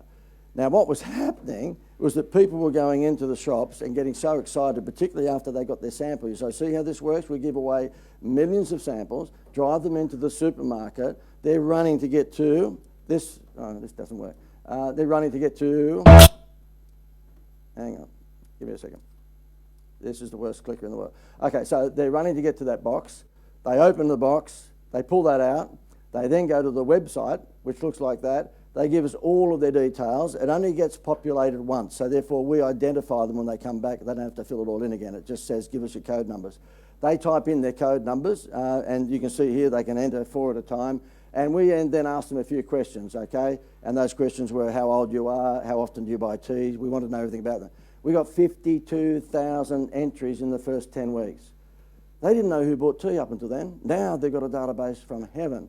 And guess what? Because we could track the entries, there were people buying 30 and 40 boxes of tea a day just to try and win the $1 million, right? Now, the $1 million was insured, which meant at the end of the 3-month promotion, a preliminary draw took place, and that lady was invited to come to Star City here on the Gold Coast, and there was a boardroom table with 250 envelopes, and one of those envelopes had the $1 million in it. The other 249 envelopes had a trip to Fiji or whatever it was, okay? It went nuts. They were up 38%. We're talking big dollars here when you talk national tea sales. They were up 38% in the first week. We're talking avalanche numbers. We're talking stupid numbers. But can you see how this is not the result of a bunch of weird creatives sitting around a table going, oh, let's do a contest. This is really like pristinely set out to deliver what they wanted in the first place. Not only did we create the avalanche interest by giving away samples, calamari outside the fish shop, we then drove them to the supermarkets. When they got to the supermarket, they saw the box had all of the advertising on the outside of it. At the supermarket, I haven't got photos of this, but you know the flags that come out in the aisles to say, you know, buy this product, buy that, it was all there. And we drove a national TV campaign, which I'll show you. And this is it. There's a lady in here that sounds very much like Julia Gillard. You're going to see her in a moment. I don't know why this lady spoke with this particular accent, but anyway, this was the TV commercial.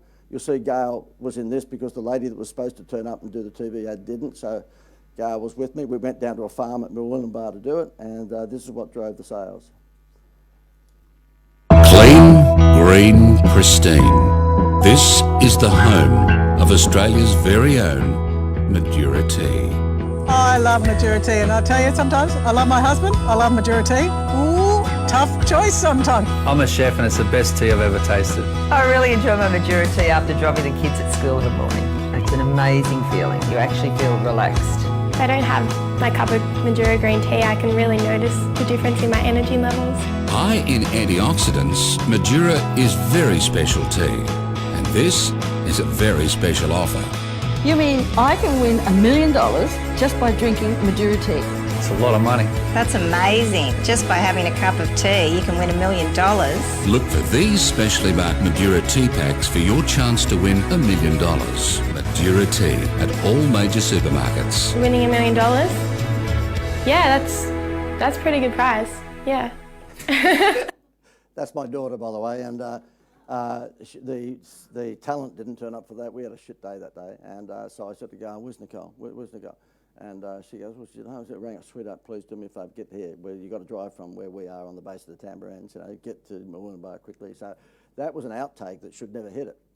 But we're in the edit suite, and we see this, you know, millennial kid go, because you know, to them $1 million is just play money, of course, because all us baby boomer parents give them that for a day at school, you know. And so the way that she said it was, and with, you know, the cameramen are there with me, we can't use that. I said, no, I think we might be able to, because it was so nonchalant. $1 million, yeah, I guess it's a pretty good price, you know, not really a big deal. Do you notice the crafting of that TV commercial is commensurate to the brand? Okay, so it's not like Rugs $1 million. Win $1 million this weekend, come in, it's a 48-hour sale, we've got $1 million, you can win this weekend, you can't win this weekend, we'll go broke again next weekend, come in and get $1 million. It was none of that, okay? And it wasn't like the bingo, buy your newspaper today and you can win $1 million. This was very subtle, and it went through why the tea is so nice, and I'm going to play it again so you get the actual craft of this. It's about protecting the brand persona but still injecting wow. So I was involved here with the Hilton Hotel opening, okay? And the reason I was is because I'm a chameleon. I can go from having a book, video book like that, which says... John Dwyer is my name, and I'm the owner of the Institute of Wow, which is this business just behind me. Okay, so that goes out as a video book, but at the same time, if I have to, I don't have it here. No, I don't. No, it's not it. But anyway, if I have to, I would show. You know, where's my How to Wow book? Do you have one of those? Okay.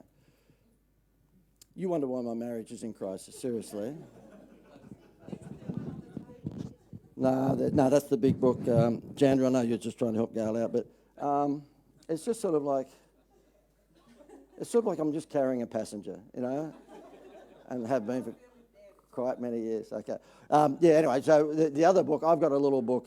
You know, we print for $5 and sell it for 20 or 30, whatever. And it's just a business card sort of thing. You hand books out, and people think you know what you're doing. But because it's geared at under $1 million businesses, then on the front of it, it's got Jerry Seinfeld and me. It's got How to Wow, and it's sort of, you know, big W. And that's because I'm targeting that book to certain people. However, if I'm looking for better businesses that are doing more than $1 million, they get this book. And that doesn't look like Big W. Okay, this book here looks like it's David Jones.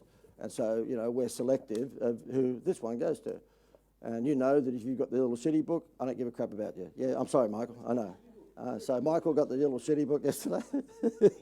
No, hey, Michael, I don't think you've got any book. So anyway, so it's Horses for Courses, okay? It's called Message to Market Match. And is it any surprise to you that the majority of our clients are going to be probably over 40? Of course they will be, because I'm not a millennial. And so the millennials, no matter how sensible this stuff is, they are going to go, oh, he's an old fart, what would he know? There's something else. So therefore, most of our clients will probably be over 35 or 40, probably mostly 40.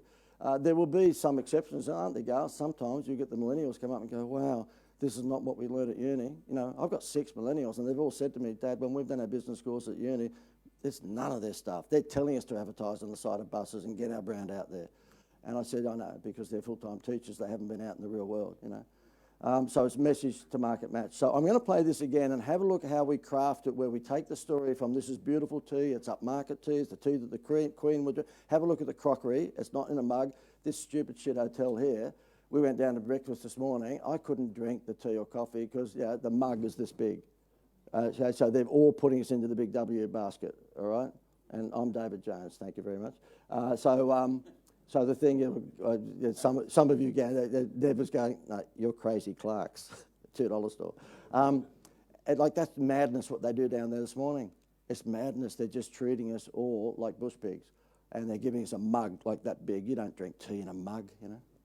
Yeah, Michael? Michael, we've got the microphone. Huh? No. I feel this hotel needs your Facebook Live. Well, it's funny. Yeah, actually funny. Michael, you're not going to believe this, because it will come as a major surprise to you, but every now and again my frankness means that I put my foot in my mouth. And we were here, I don't know, a couple of years ago, and I'm bagging this joint out. I'm just saying, look, they're okay, but there's no water in the fridge, and downstairs the bar closed 10 minutes before it was supposed to, and whatever else. The manager of the hotel, was it the manager, Gail? Oh, she's playing solitaire, sorry. Sorry for interrupting your conference. There was the manager of the hotels here, and he put his hand up. He goes, I'm the manager of the hotel. And I thought, oh, shit, you know, how's he going to take this? He took it pretty well. And nothing's changed, of course, you know, nothing's changed. It's like the bloody entry form thing. What about the other one, Fellini's?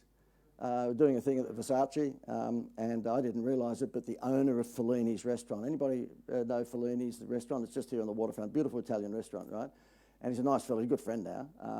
It's like Nev, when I bagged out the ponytail people, and of course Nev got up and said, excuse me, you know. So, but because he's a good sport, he's a proper Aussie, it's just a gag, right? Well, this guy, I had been walking past the restaurant that morning, and he's got a little sticky taped A4 bit of paper up, promoting the meal of the day or some. You know, we're talking about a 5-star restaurant here, you know, and he's got this little blue tack, sticky taped little piece of shit to the window. I couldn't help it, so I took it, and so I bring it up to say, you know, dickheaditis, this guy's a moron, and, you know, how could you possibly... He's sitting right there.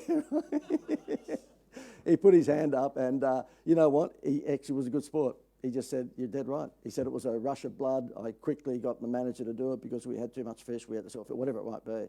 But he said, I absolutely agree with that. And every time now we're sort of regulars there, and every time we go in there, he walks up to us and goes, Mr. Know-All, how are you, JD? You know, yeah. But, you know, he actually took it on the chin, didn't he? Yeah, he took it on the chin. Let me play this again, and then we'll get James. We're doing morning tea, aren't we? Probably when? I'd rather do James after morning tea. James, you're fine for waiting for morning tea? Good, mate. Yeah. It was just that James is a bit of a princess, to be honest with you. There's every chance in the world that he would just spit his dummy and go, I was supposed to be on at 11. You know? Bloody copywriters, fair dinkum. Okay, so let me play it again. See the storytelling. What Tam said this morning is this environment, I can't see any other environments like this, but I'm biased, but it's all about the story. It is all about the storytelling. If you're going to be B2B, and that's what I am, what have I done for a day and a bit now? Storytelling. And he cannot possibly sell as many carpet cleaning equipment packages if he wasn't a storyteller. And what he will do when you say, I'd like the $10,000 vacuum cleaner, blah, blah, blah, he goes, well, okay, well, let me just ask you a little bit about your business. And let me just ask you, do you understand how to attract customers? Because we're not just in the carpet cleaning equipment business. What we're in is the business of showing you how to make money out of carpet cleaning. And when you join our business and you purchase from us, you get free access, not only 6% finance, which is like crazy, but you get free access to our Steammaster Academy Blueprint, which is an online library where you can go in and you can actually just steal, swap any Facebook ads that you want, letterbox brochures, newspaper too. Can you, by that point, is there any other carpet cleaning equipment company that you'd be thinking about going to? Not a chance. They won't give you any of that. They'll just give it to you for $9,999 and say, see you later. And then he says, oh, by the way, we give free training of how to use this equipment. Like, he's got no competition. And what he's about to do in the cleaning industry, I'll tell you what, he won't have any competition at all. Give me a second. God, I hate this clicker. This is about as good as the hotel. Clean, green, pristine. This is the home of Australia's very own Madura Tea. I love Madura tea, and I tell you sometimes, I love my husband, I love Madura tea. Ooh, tough choice sometimes. I'm a chef and it's the best tea I've ever tasted. I really enjoy my Madura tea after dropping the kids at school in the morning. It's an amazing feeling. You actually feel relaxed. If I don't have my cup of Madura green tea, I can really notice the difference in my energy levels. High in antioxidants, Madura is very special tea. And this is a very special offer. You mean I can win $1 million just by drinking Madura tea? It's a lot of money. That's amazing. Just by having a cup of tea, you can win $1 million. Look for these specially marked Madura tea packs for your chance to win $1 million. Madura tea at all major supermarkets. Winning $1 million? Yeah, that's a pretty good prize. Yeah. The Julia Gillard sounding lady, I thought she was taking the piss because we've got the camera there and you go, that's just amazing. You know, what? That can't be your real voice, surely. You know. What do you think we did with the 52,000 database, okay, in 10 weeks? 52,000, it went for 12 weeks, so I don't know what the last 2 weeks were because I got sick of it. Which will pretty much happen. It's the same, isn't it? Tam, after a while, mate, I'd talk to you for maybe an hour on the phone, you go, oh, sick, mate, let's get out of here, you know. And then I get Tam to give his famous close, and you haven't got a microphone, but make it nice and loud. What is it? Hey, I know the microphone's there. Hey, JD, we got shit to do. Yeah, if only I could do that accent. JD, we got shit to do. Yeah.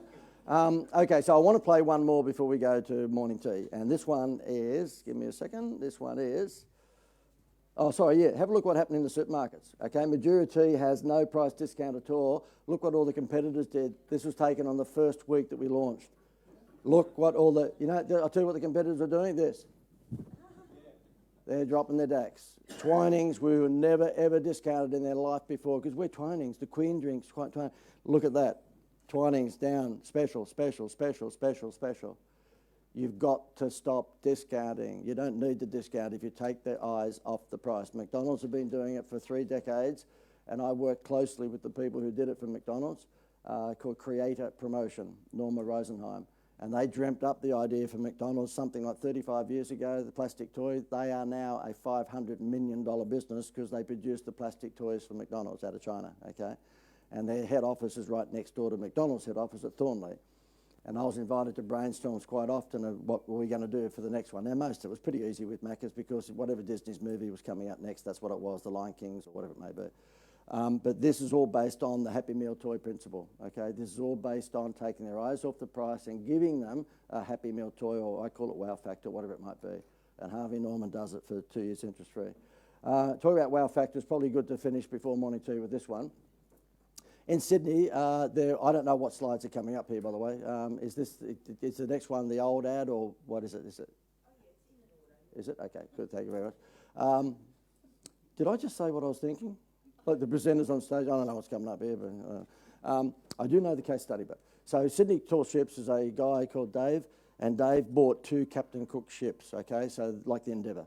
And he did them up, spent quite a few $1 million, and put them out onto Sydney Harbour every daytime. They went out twice a day, and they took seniors, mostly, only because it was so boring they're the only people that buy the tickets, that would go out on a little cup of tea cruise, and they'd, you know, go around the harbour, and they would get on board, you know, like that, and then they would stop off at Goat Island, and that was always good fun. Goat Island was a convict sort of jail from years ago in the middle of Sydney Harbour. They'd just get off there and be bored shitless and come back on the boat and then come back to the rocks. And he's telling me this because I go, did any of these people come back alive? That's the most boring cruise I've ever heard. He goes, well, that's why we're running it, you know, about 50% occupancy, I guess, all the time. I went, oh, mate, that's just boring. So anyway, this is what it used to look like. So that's it. So they're the boats, and they would take you out, bore you shitless, and bring you back again. And he said, look, we're not doing too well. We're sitting on about 50% occupancy. Sometimes, 30 and 40% of the boat goes out and it's mostly empty.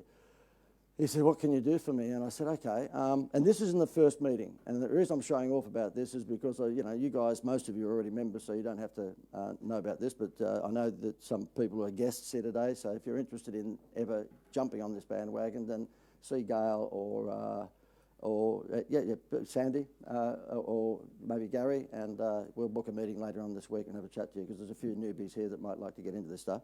But anyway, the thing is that this was the first meeting, so I gave him a wheels on luggage idea, which I think was pretty clever.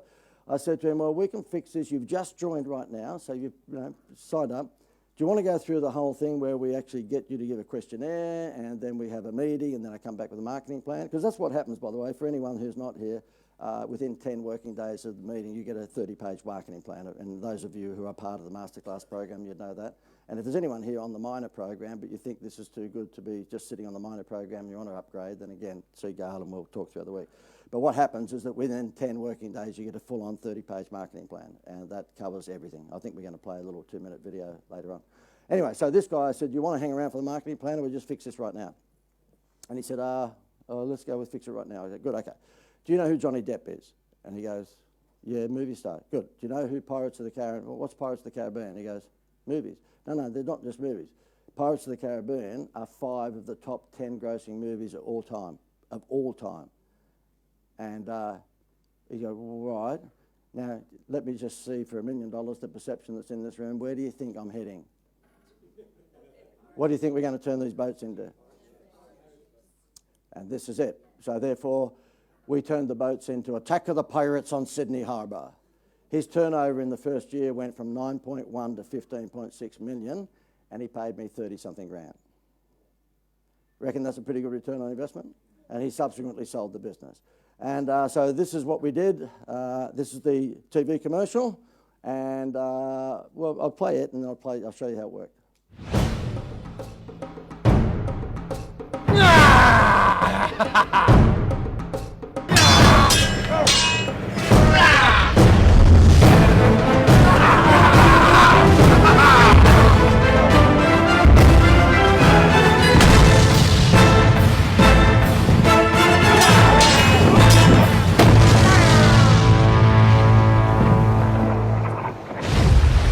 Do you think that might attract a wider audience than God's Waiting Room? Okay. Yeah. So Goat Island, we camouflaged the sign. The council didn't know about this, but it became Skull Island, okay? So when the boat pulled up, there was no longer Goat Island, but it had convict jail there, which was beautiful for pirates, right?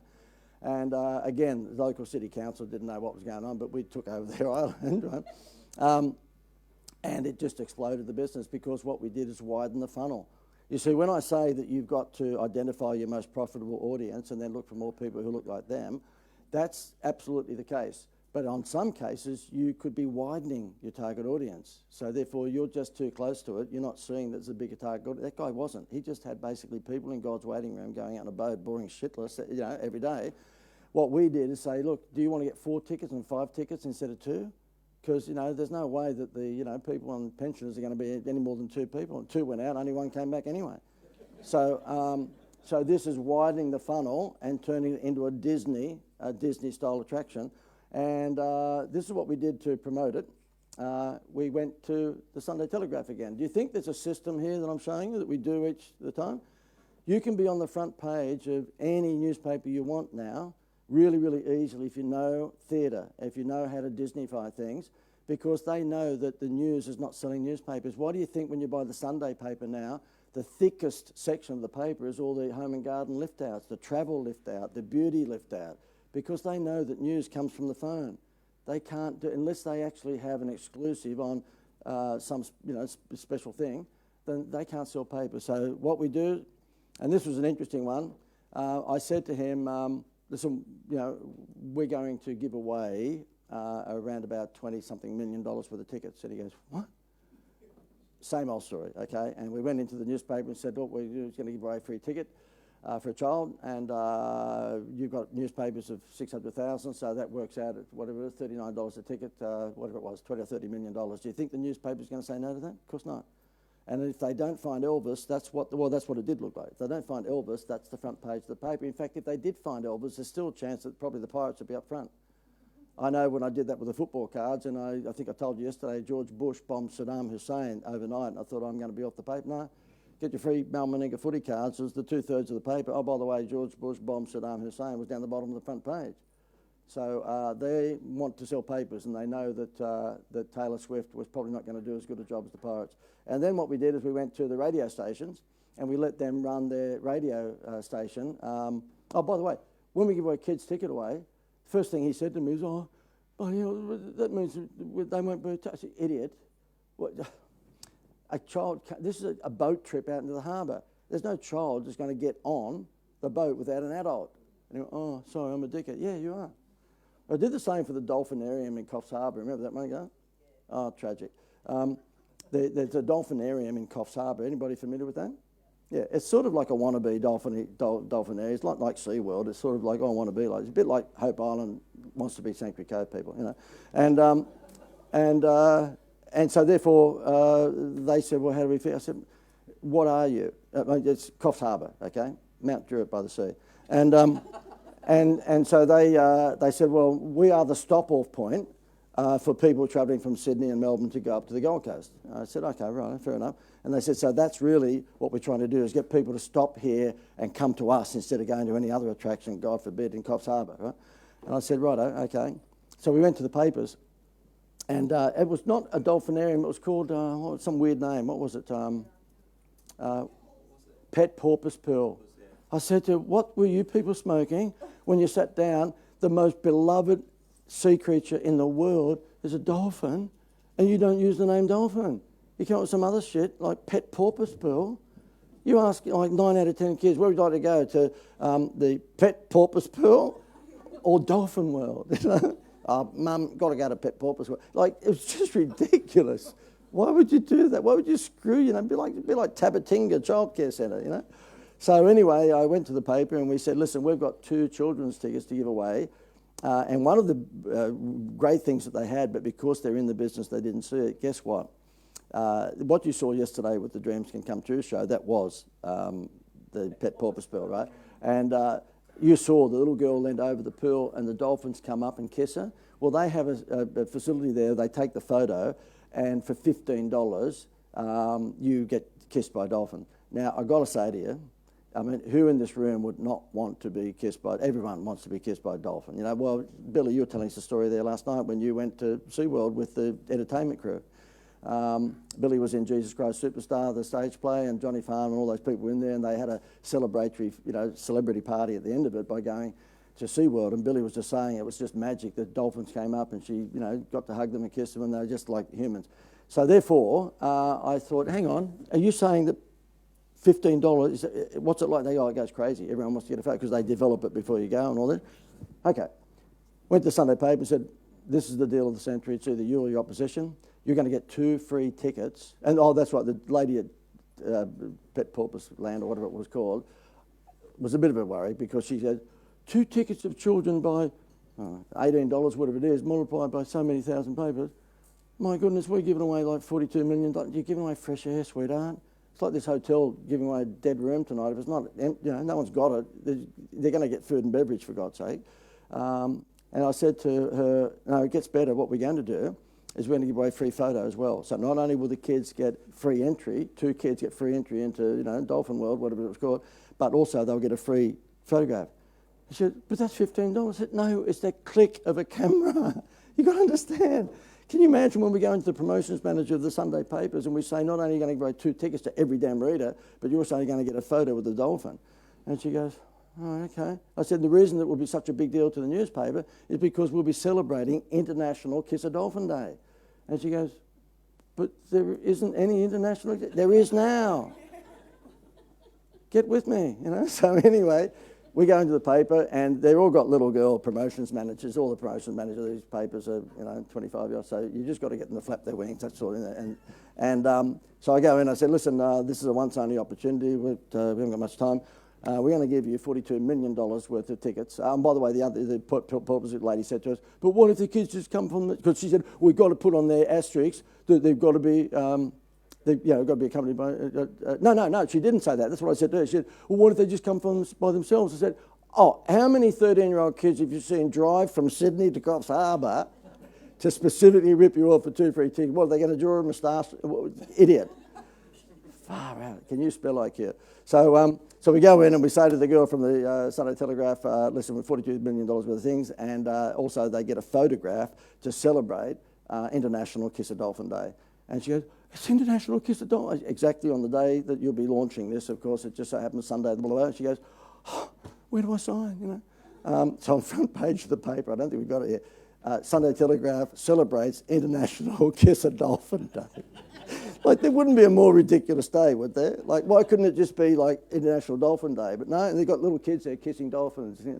So it only, it's not like Mother's Day, Valentine's. It didn't come around every year, unfortunately, that one. They jammed the park with people because, you know, whenever they're driving to the Gold Coast, it was valid for the next 3 or 4 months, and it was in the summer season. It was just nutso. You've got to think outside the square. You've got to, what, you know, Tam said, tell a story. This doesn't work at a point that way, of course, does it? Okay. Last but not least, this is Senior Hosted Holidays. These are all businesses that were catering for people in God's waiting room, ironically, but anyway. So this one here, this is, oh God, I hate this clicker. Okay. This is how they used to advertise to seniors to come on the bus tours that were, you know, hosted. So this is for people who want to go to Ayers Rock or North Queensland or what have you, and they want a hosted holiday because they don't feel comfortable just driving themselves. Sorry? No, good point. Nev says, how would they read it? This was a full page in a tabloid newspaper, okay, that would be tabloid, and it was in the Seniors Weekly or whatever it might be, right? And I said to them, you have got to be joking. Ashley's the owner of this business. I said, mate, what the hell were you smoking? I mean, and who did when we talk brand persona, he's after Sanctuary Cove people, because these hosted holidays are not cheap. So he's after, you know, older people who've got money. I said, was that put together by the Wiggles? Because that is not the sort of brand persona that you want. And you're missing a pretty vital ingredient, people. You're trying to sell to seniors and there's not one senior in there. It was just awful. And I said, look, I know how the artist put that together. He goes, how would you know that? I said, I'm a psychic. And he said, oh, what do you know? I said, I know how to put it. What he did is got all of those little rectangles, put them in his mouth, and he just went, and he just vomited them all over the page, and there you've got your ad. I mean, how attractive is that? Not. And he said, oh, well, what would I do? I said, probably something like that. That's what you would do. These are Sanctuary Cove people, and Sanctuary Cove people, have you noticed, are always good looking. So therefore, try not to put bush pigs on your ad, okay? They're not coming from Sanctuary Cove. So you'll notice here, these people are good looking, and they've got trolleys. Rich people have trolleys with wheels, you know? Poor people just have those backpacks. And this is a mock-up, of course, but again, we show our audience, we give the brand persona the imagery that it deserves, and that's the shit to gold comparison. Who thinks it's like Darren's candy shop? Is this a 10% improvement or like 400% improvement? Okay, so these are dramatic improvements. These are, and I could go on all day, but you know, I just want to give you some of the big ones. And this is what the website looked like. And I said to him, where do you take these people, Mars? Like, they've gone to a freaking other planet.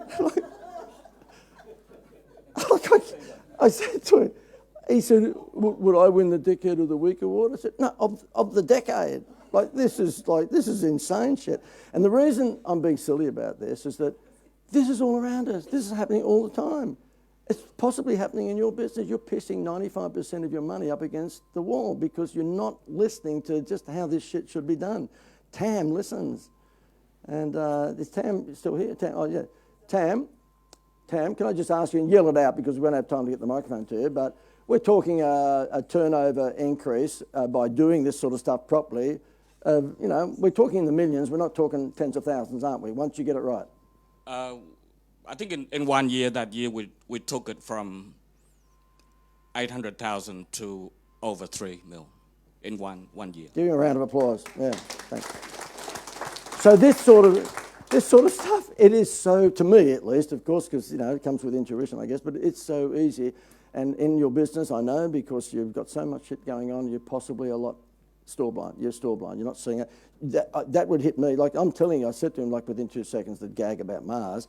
And what else do you think is missing? We're selling to seniors. What else do you think? Yeah, good-looking seniors, not uglies. So therefore, what we did is we changed it to this. Oh God, I keep on clicking over here. We've got to move from this facility. Don't come here again. So anyway, as it turned out, these people were friends and relatives. They're not ugly, but they're not Sankey-Covey, but they're friends. So what do you do? Mate, you got ugly friends.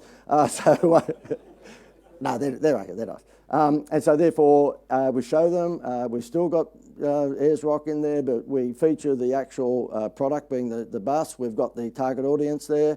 And who would rather go on a seniors tour holiday with the company that's been voted #1? Who would rather go with the #1 company? They were voted #1. We asked his neighbours. They said yes. We believe it's the #1 touring company. Yeah. And then you'll see here, once we've established that we are the leader in the company, we then say why, see why we're regarded as the #1 choice, okay? And then we actually scroll down the page, and we have the free, oh God, I hate this. Okay, we scroll down the page, we give a free report. And why do we give a free report of the 3 biggest mistakes that most people, or seniors, make when they choose a hosted holiday? Why would we give a free report like that? Because we want to collect data. We want to collect the data of good-looking older people, okay, with money. And then we say, look, we're going to give you a Macca's menu board. None of this was on his homepage. We're going to give you a Macca's menu board. And that Macca's menu board says, look at all these things. This is just a sample of all the places you can go. And of course, they click on that and go through a landing page that specifically talks about that holiday. And then, oh God, I hate this. Okay, give me a second. Okay, so therefore what we've done here is, just in case they're still sceptical, we have video testimonials that tell them from other people who were possibly sceptical what a wonderful time they had. So these are all videos here of people telling you what a wonderful time. This is the mock-up version for it, so therefore you'll see there that's just gobbledygook. But then, in case you're still not convinced, we're going to give you the 3 biggest benefits of coming on holidays with us. Look at the before and after. Okay, there's a graphic problem down there on the bottom, but anyway. The people who put my slides together, or used to work for me, one is an information-based website without the appropriate imagery on it. The other one is a sales-driven homepage. So your homepage needs to be sales-driven. It can't be information-driven. You're there to sell stuff. And did you notice on Darren's one yesterday with the candy shop that it was very sales-orientated? There's no room for just giving information. When I got to the Greater Building Society, they said, oh, you might be able to help us as well with our information brochures. I said, yeah, I'm going to throw them in the bin. You should not have an information brochure. There shouldn't ever be an information brochure. Do you think Disneyland has information brochures? No. They are sales brochures. And you shouldn't have an information website. You should have a sales website. Hi. And what we did to take it to another level, because this was very similar to the Greater Building Society, where we got them going by changing their brand persona and by changing all their communications. And then like the Greater with Seinfeld, which I hope we have in a minute, we just put a celebrity on top of it. And when you put a celebrity on top of it, it just took it to a whole new level. And so in this instance, we put Patty Newton on top of it, and this is what happened. Hi, Patty Newton here, and welcome to myhostedholidays.com, Australia's most popular destination to search, compare, inquire about, or book your next guided, escorted and hosted holiday. On this site, you'll see hosted holidays presented by Australia's leading hosted tour companies, all in the one place, so that you have lots of choices right at your fingertips. You'll see on this homepage that you have all sorts of hosted tours to choose from: coach, cruise, rail, air, international, and much more. It really is a one-stop shop. myhostedholidays.com has made the whole process really easy for you.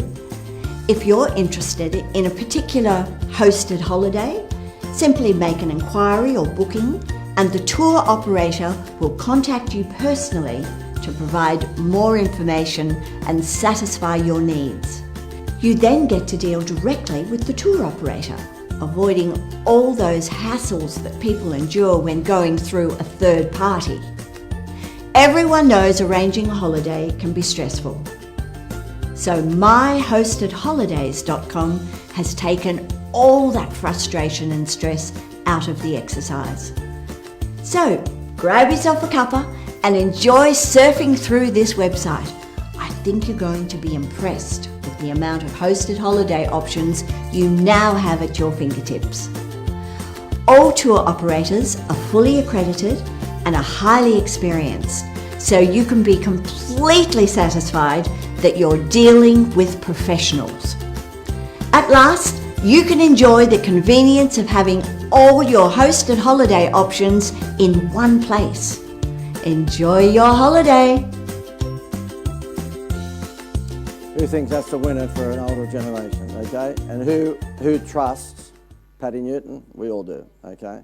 And did you notice the tone of that was slow, deliberately slow?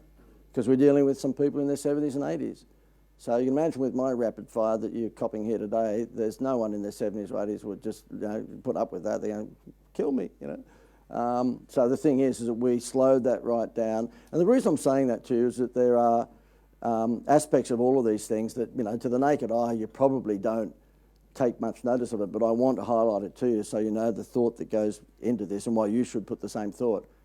If you're doing with a Gen Y audience, you need to have a very, very simplistic website. It's got to almost look clinical.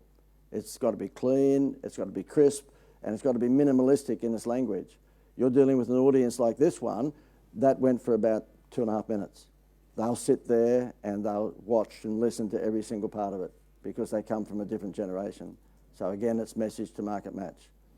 And this is the owner of the business. Okay, well, since the new website's gone live for Great Value Holidays, we've found that we're getting a lot more traffic. It's staying on the site and having a look around. Before they were logging on, having a quick look and then going. So now we're finding that they're staying there longer. Plus it's generating bookings that were never happening before. So it's probably, it would be 50-50 inquiry with bookings now, whereas we never had bookings before. So that's a really good sign.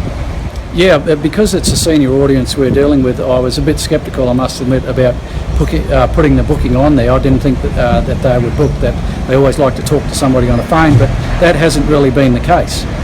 We've found that at least half the people that were looking want to book. That's what they're there to do, I guess, to have a look, and if they found something they like, then they book at that time. So we've found that a great conversion result. So yeah, so now we've got money coming in from the bookings that was never there before. So that's definitely a good thing, obviously. Yeah, the transformation has been dramatic, I guess is the word. So the site is actually starting to work instead of not working, and it's gone from shit to gold. Yeah, pretty happy camper. And as Tam said, this stuff doesn't have to take that long. I can't guarantee it, but it doesn't have to take that long. All of that was put together in the space of a few months. And when he said to me, and I said to him, we go for Denise Drysdale or we go for Paddy Newton, we ended up going for Paddy Newton, which I think was, I have to tell you the story. I flew down to Melbourne with Ashley, that guy there, to do the Paddy Newton videos for Facebook and all sorts of things. I will do that one now, Gail, before morning tea. And we arranged for Paddy to be picked up by a limo, brought to the little studio, and we have the camera crew there and whatever. And she comes in, just a lovely, lovely lady, and she said to us, listen, Bert saw me practicing the teleprompter stuff all weekend. And I said, well, she said, look, I'm nervous. I said, you're Paddy Newton. And she goes, no, you mistake it. That's Bert Newton. I'm a singer and a dancer. I haven't done this sort of stuff. I said, you telling me you've never done a teleprompter? And she goes, no. Well, that was a surprise. And wait for this, all the camera crews around, and she goes, well, Bert was doing some gardening when I left home. The car picked me up, and I told him how nervous I was about this. Not that you can see it, she'd brained it, And Bert said to me, look, if you get in trouble, give me a yell, I'll come and do it, right? And we're all going, please, get in trouble. Because Bert Newton's price compared to her price would have been like 20 times. So as it turned out, she just nailed it. And we think that God was watching, because I think it was better that, I think,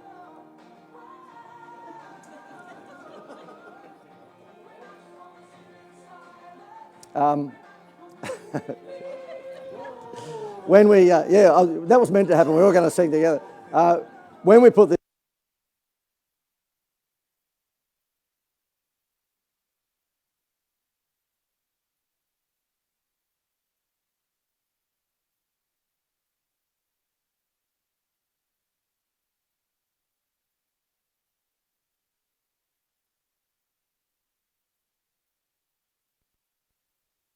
and I don't have any microphone anymore either. But the thing is that yes, she had not done teleprompter before. And who's done teleprompter stuff? Who's done teleprompters? Yeah, it's really easy. It's just what the newsreaders have, of course, and just in front of you, a few yards or metres away, the thing is just going at your pace.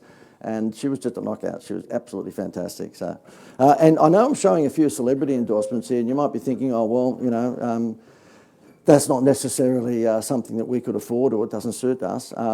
That's not the point. The point is thinking outside the square. It's thinking outside the square. And for a lot of times you don't think you could afford it. What I'm about to show you now is Seinfeld. Some of you have seen it before. Might be a bit old for you because you've seen it a few times. You've been on environment, but there's a few newbies here. So we got Seinfeld for $1.1 million a year.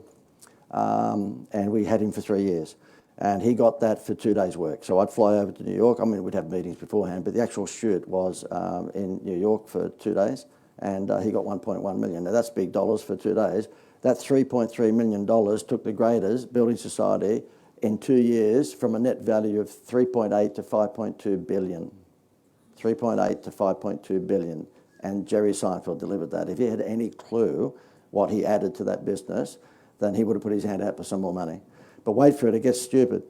Because in the third year of Seinfeld's 3-year contract, I decided to leave the Grader. I'd been there for 12 years. They were paying me $34,500 a month consultancy. Okay, so you multiply that by 12, that's $400-something thousand. And I said to Gail, look, I'm going to get into this thing and cut up all my IP and give it to smaller businesses because I'm sick of this bloody travelling and all the shit that goes on with the big businesses. Because I think I told you quickly yesterday, I had News Limited, I had Channel 9, I had McDonald's, I had Westfield, I had Madura Tea, I had 7-Eleven, Blockbuster Video when video was there. I had a lot of these big businesses. And it wouldn't be hard to make $1 million or $2 million, of course, if you because they're all paying good money. Parramatta Leagues was 120 grand. Panthers, I had the biggest leagues club in Australia. They were just under 100. Madura Tea was 100. So you get 10 or 12 or 15 of those clients, but the lifestyle was shit. It was just awful because they could ring you. You're paying you 34 grand a month from this mob. They could ring you at midnight and feel justified. And the Seinfeld thing was great, but it was a lot of travel backwards and forwards. Nobody sort of noticed that. And so I said to Gail, look, why don't we get into this thing? I've seen what Anthony Robbins does, just cut up the IP into small bite-sized pieces and give it to smaller businesses. And so that's what we've done, okay, that's it.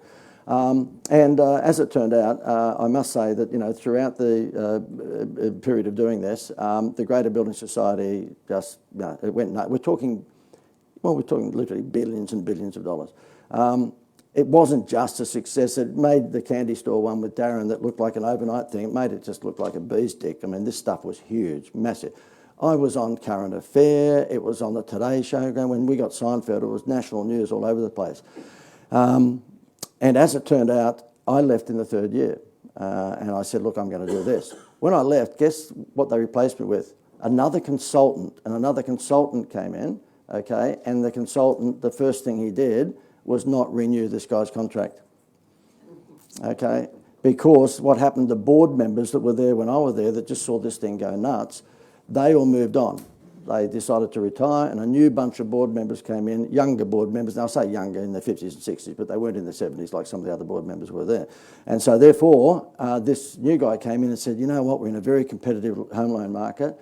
I think we should think about going back to price discounting. Price marketing. Can you believe this? Like, this is crazy. And the general manager of the Building Society, who'd become a good friend of mine over the time, Don McGinn, lovely guy, he just said to me, JD, if you're in that meeting, you would have steam for it, because he's wait for it. The new marketing guy said, listen, why do we give all this money to Americans? Like, who does this yank think? What had happened is that they were just in renegotiation with Jerry, and Jerry put his price up from 1.1 to 1.5. A beefsteak, nothing, right? And they got the shits with that. This new guy said, oh, he was from a banking background, so go figure, left brain, right? You don't want left brain people running your business. You want them to keep people like me on the ground, but you don't want them running your business. You want the creative to run your business and get the maths and science person. And our marriage is that. Gail is the maths and science person. I'm the idiot that dreams up the ideas. She says, excuse me, do not put the house on number 4, right, please. So the thing is, an operational person very rarely will take your business to the next level. The creative's going to do it, but you've got to have operational people behind. That's my view anyway. You might have your own. And so this guy was against Yanks and against the fact that Jerry got all this money. Who does he think he is? 1.1 to 1.5. If I was Seinfeld, I would have made it 3 million, for goodness sake. And so they took a vote, and in the meeting, he said to them, listen, we can get Kerry-Ann Kennelly for less than that.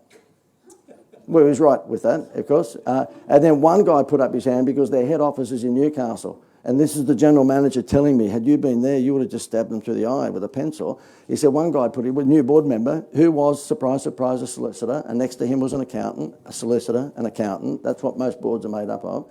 Most boards don't have any crazies like me on there, and they're silly not to. And the next guy put his hand up and said, you know what, I've got a friend who knows Andrew Johns, the footballer. I think he'd be probably good too. So they had taken the penthouse, put it down to the shit house, and they were legitimately even talking about this. And if I'd been there, you just walk, you just go, look, I've got better things to do, right? So they didn't renew Seinfeld. George Shapiro, his 70-something-year-old manager, rang me up and said, look, Jerry's got more money than God, so he doesn't give a shit. But just, I'm intrigued. Why didn't they, you know, we knew it was doing well. They don't know the figures exactly, but why didn't he get renewed? I said, mate, I don't know. I'm not there anymore. I left, and so therefore I got no idea. I did, but I didn't want to say anything, you know. Talk about cut off your nose to spite your face. And guess what? When we ran this campaign for 11 years, get a home loan, get a free holiday, and then about the 7th year we put Seinfeld on the top of it, not once will we, the budgets went up and up. You know how like when you blitz the budget, the bloody management go and puts the budget up to that level again? We were running at the lowest, the result, we were running at 150% of budget every single time. No matter what they put it up to, we'd go again, we'd go again, we'd go again. And for the last whatever number of years since this has stopped, I know people in there and they said they're struggling to reach a low budget now on a consecutive monthly basis because they've gone back to the big P, which is price marketing. So for those of you who haven't seen it before, I know a few of you have, this is how we took them to a new level.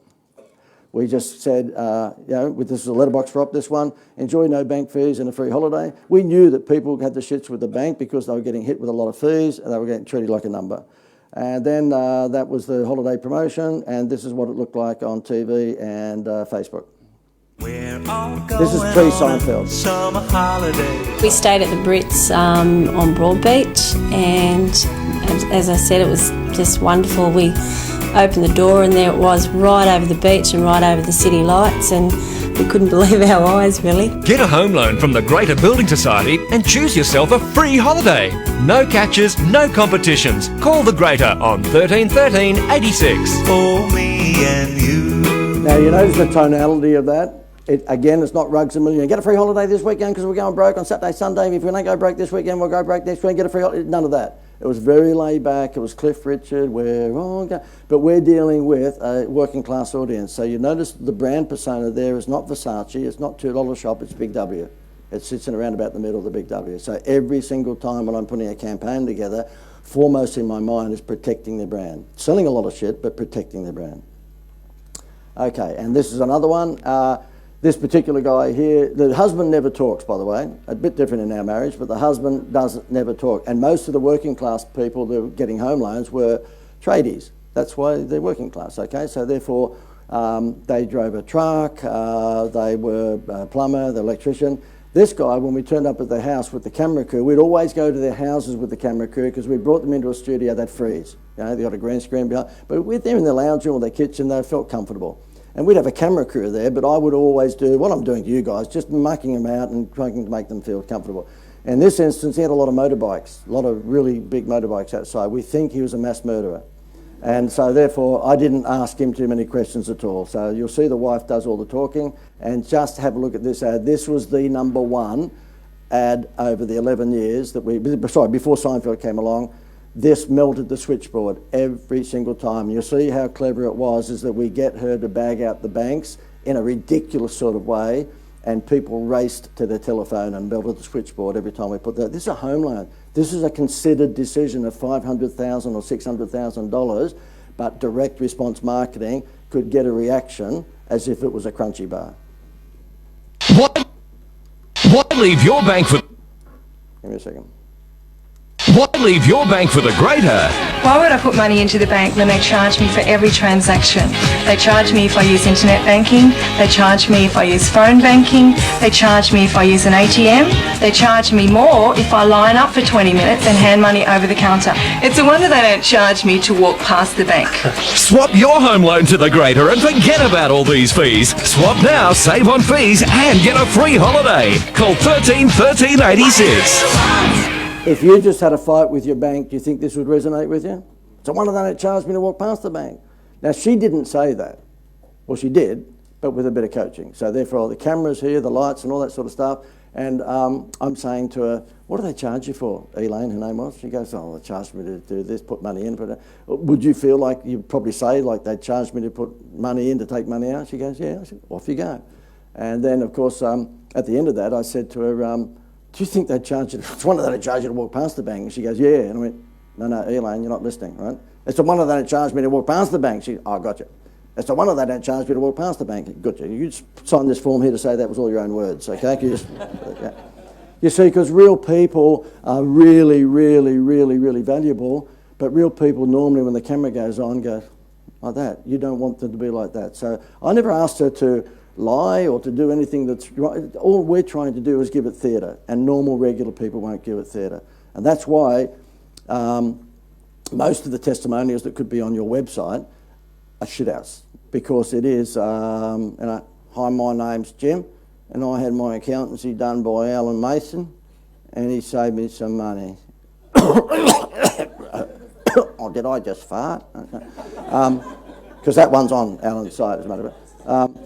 So you can't let them do that. It's got to be that when the guy has mown your lawn, okay, that he actually comes to the front door with a camera.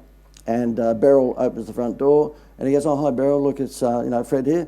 And he just come out and have a look at the lawn. So she comes out, he's catching this, by the way, and she goes, oh, that's wonderful. I said, would you mind just saying something? And he encourages her to say, oh, this is unreal. My previous lawn mowing guy just didn't do the whippersnipping. Look at the beautiful lawn here, and it's the fresh smell of cut grass is like and he's actually got the hedge cutter. He's done this, that, and the other. And it's fantastic, and it's like I can't thank him enough. And or not only that, he actually cleans the pool for me when he's here too in Budgie Smugglers, which is great, and that's wonderful. And he's also fathered two of my children, and so if you go down that whole path and give them the whole thing, then of course who's not going to book Fred to bloody mow the grass and have sex? Okay, so therefore, when you're getting testimonials, you've got to feed them with the stuff that you want. I'm not asking you to ask them to lie, but just give some theatre to what they're doing. Get them to wave their hands, get them, like that lady there, she didn't come up with, they charged me to put money in, they charged me to put money in. I'm going to play it again, and you can see that with my choreographing, how it worked. Give me a second, here we go. Where I'll go. Why leave your bank for the greater? Why would I put money into the bank when they charge me for every transaction? They charge me if I use internet banking, they charge me if I use phone banking, they charge me if I use an ATM, they charge me more if I line up for 20 minutes and hand money over the counter. It's a wonder they don't charge me to walk past the bank. Swap your home loan to the greater and forget about all these fees. Swap now, save on fees and get a free holiday. Call 13 13 86. Now, it's not on this one, but one of them I say, oh, in this house, would bank be a four-letter word? And they go, no. In this house, bank's a four-letter word. They go, I gotcha, yeah. And the husband pipes in and go, in this house, bank's a four-letter word. Well, magic from heaven. Thank you, God, you know. Another one, and then we got this guy involved, okay? So therefore, I'm just going to show you how we did it. And I want you, when you're looking at this, to ask yourself, is this the un of the industry? Because one of the little, corny phrases that I have in this thing here is that what you need to be is the un of your industry. Who thinks that I'm the un-marketing guy in terms of the way I present things and the way I think? Who thinks I'm pretty different from most other marketing agencies? And Tam, who very kindly, said that this morning, he's been around a lot of these other so-called mentors, and we're talking big ones. We're talking big names over in America that he's gone over. I mean, this guy went over to America, was maybe last year, to have, was it a one-day conference? And this guy's not an imposter, he's a good Michael Gerber, is it the E-Myth? It was the E-Myth guy? Yeah. Michael Gerber, who's written the E-Myth book, right? This guy is like in his platinum club, and he was invited to go over for Michael Gerber's 83rd birthday, was it, or 80th birthday? Yeah. So this Tam guy, he's been with all of these mentors, you know, and I think the thing is that I go out of my way to promote myself as the Un. It is a seminar, but I hate seminars, you know, for God's sake. I only do it because sell once to many makes a lot of sense. Whereas there's no run to the back of the room, there's no, although I'd like to turn to the person next to you and give them a shoulder massage. No. So there's none of that. There's none of that hypo stuff. So I'm the Un. You've got to think about how you can be the Un in your business. How can you be the Un? And now Jandra's giving you Paula a shoulder massage. That's not right. She's taking me literally now. It's a typical seminar. It's turning into a typical seminar. So when this guy came along, have a look at this ad and tell me whether, what we did. The greater management in the meeting, they go, this is going to be incredible when it launches. We had a big launch at the town hall. We had, you know, new press releases. Channel 9 came in, Channel 7, the whole thing. Seinfeld was making a comeback to TV, right? And this little pokey building society, I say little pokey, it's 252nd biggest business in Australia. So it's not little and pokey, okay? We're talking $5-something billion business, but pokey compared to the Commonwealth Bank. And this little bank, we were front page of newspapers, I said current affairs, Sunrise program, all that, Today Show. But they said to me, do you think we should put some flags outside our head office? And in Newcastle, they've got a heritage building, which is a corner building. They couldn't knock down the heritage building because it's heritage, but then they had the 10-story building behind it, the modern one. And they said, well, do you think we should put those flags? And I said, what are you talking about? I'm sitting in a meeting with them. I've got to draw that. Sitting in a meeting. And one of the guys in the building said, what about we get those flags like you see outside the hairdressing set like that? And it says, you know, we got, Jerry Seinfeld Bank's here or something like that. We've all seen them outside the butchers and bakers. There's sort of bunting things. So I went, no, I think we could do better than that. Because it was like the school fete in Wimbledon bar with the bloody tea thing. And they said, oh, okay. Well, what do you think we should do? And this is what we did. Okay, so the entire side of the building became Jerry Seinfeld. If you get Jerry Seinfeld, you let the world know big time. It's not a little flag hanging out your window. So that just took up, this here, that's 6 stories, by the way, this one. You know, we're talking, it makes the Coca-Cola sign at King's Cross look like a bee's dick. Right? This is like massive, massive stuff. There's no way you can miss that. Anyway, so this is one of the ads. Tell me if you think this looks like a normal home loan ad. I'd like to talk to you about a home loan. Not for me, for you. I have a home. Get a Getaways home loan from the Greater. It could be the most fun financial decision you'll ever make. Just ask a Greater customer. When we shopped around for a home loan, we found the Greater had one of the lowest interest rates. And a free holiday with over 200 choices, and there were no catches. Get a Getaways home loan and go on a free holiday. Or loan us some money and we'll go on a holiday. Either way, someone's getting out of here. So does that look like a normal home loan ad? No. Okay, you can leave the lights off, by the way. Okay, so therefore, this was another one.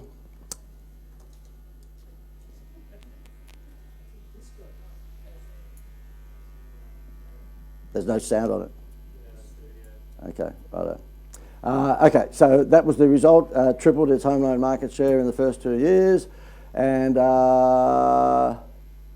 how I want to lead into this final gag before we go to morning tea. When I was doing commercials with these guys, this was a few years back, so I've got less wrinkles, but I would say to the lady or the man we're doing, look, I'd like to say that was the best we've ever had. And they'd go, well, thank you very much. I said, no, I'd like to say that I can't. You're awful.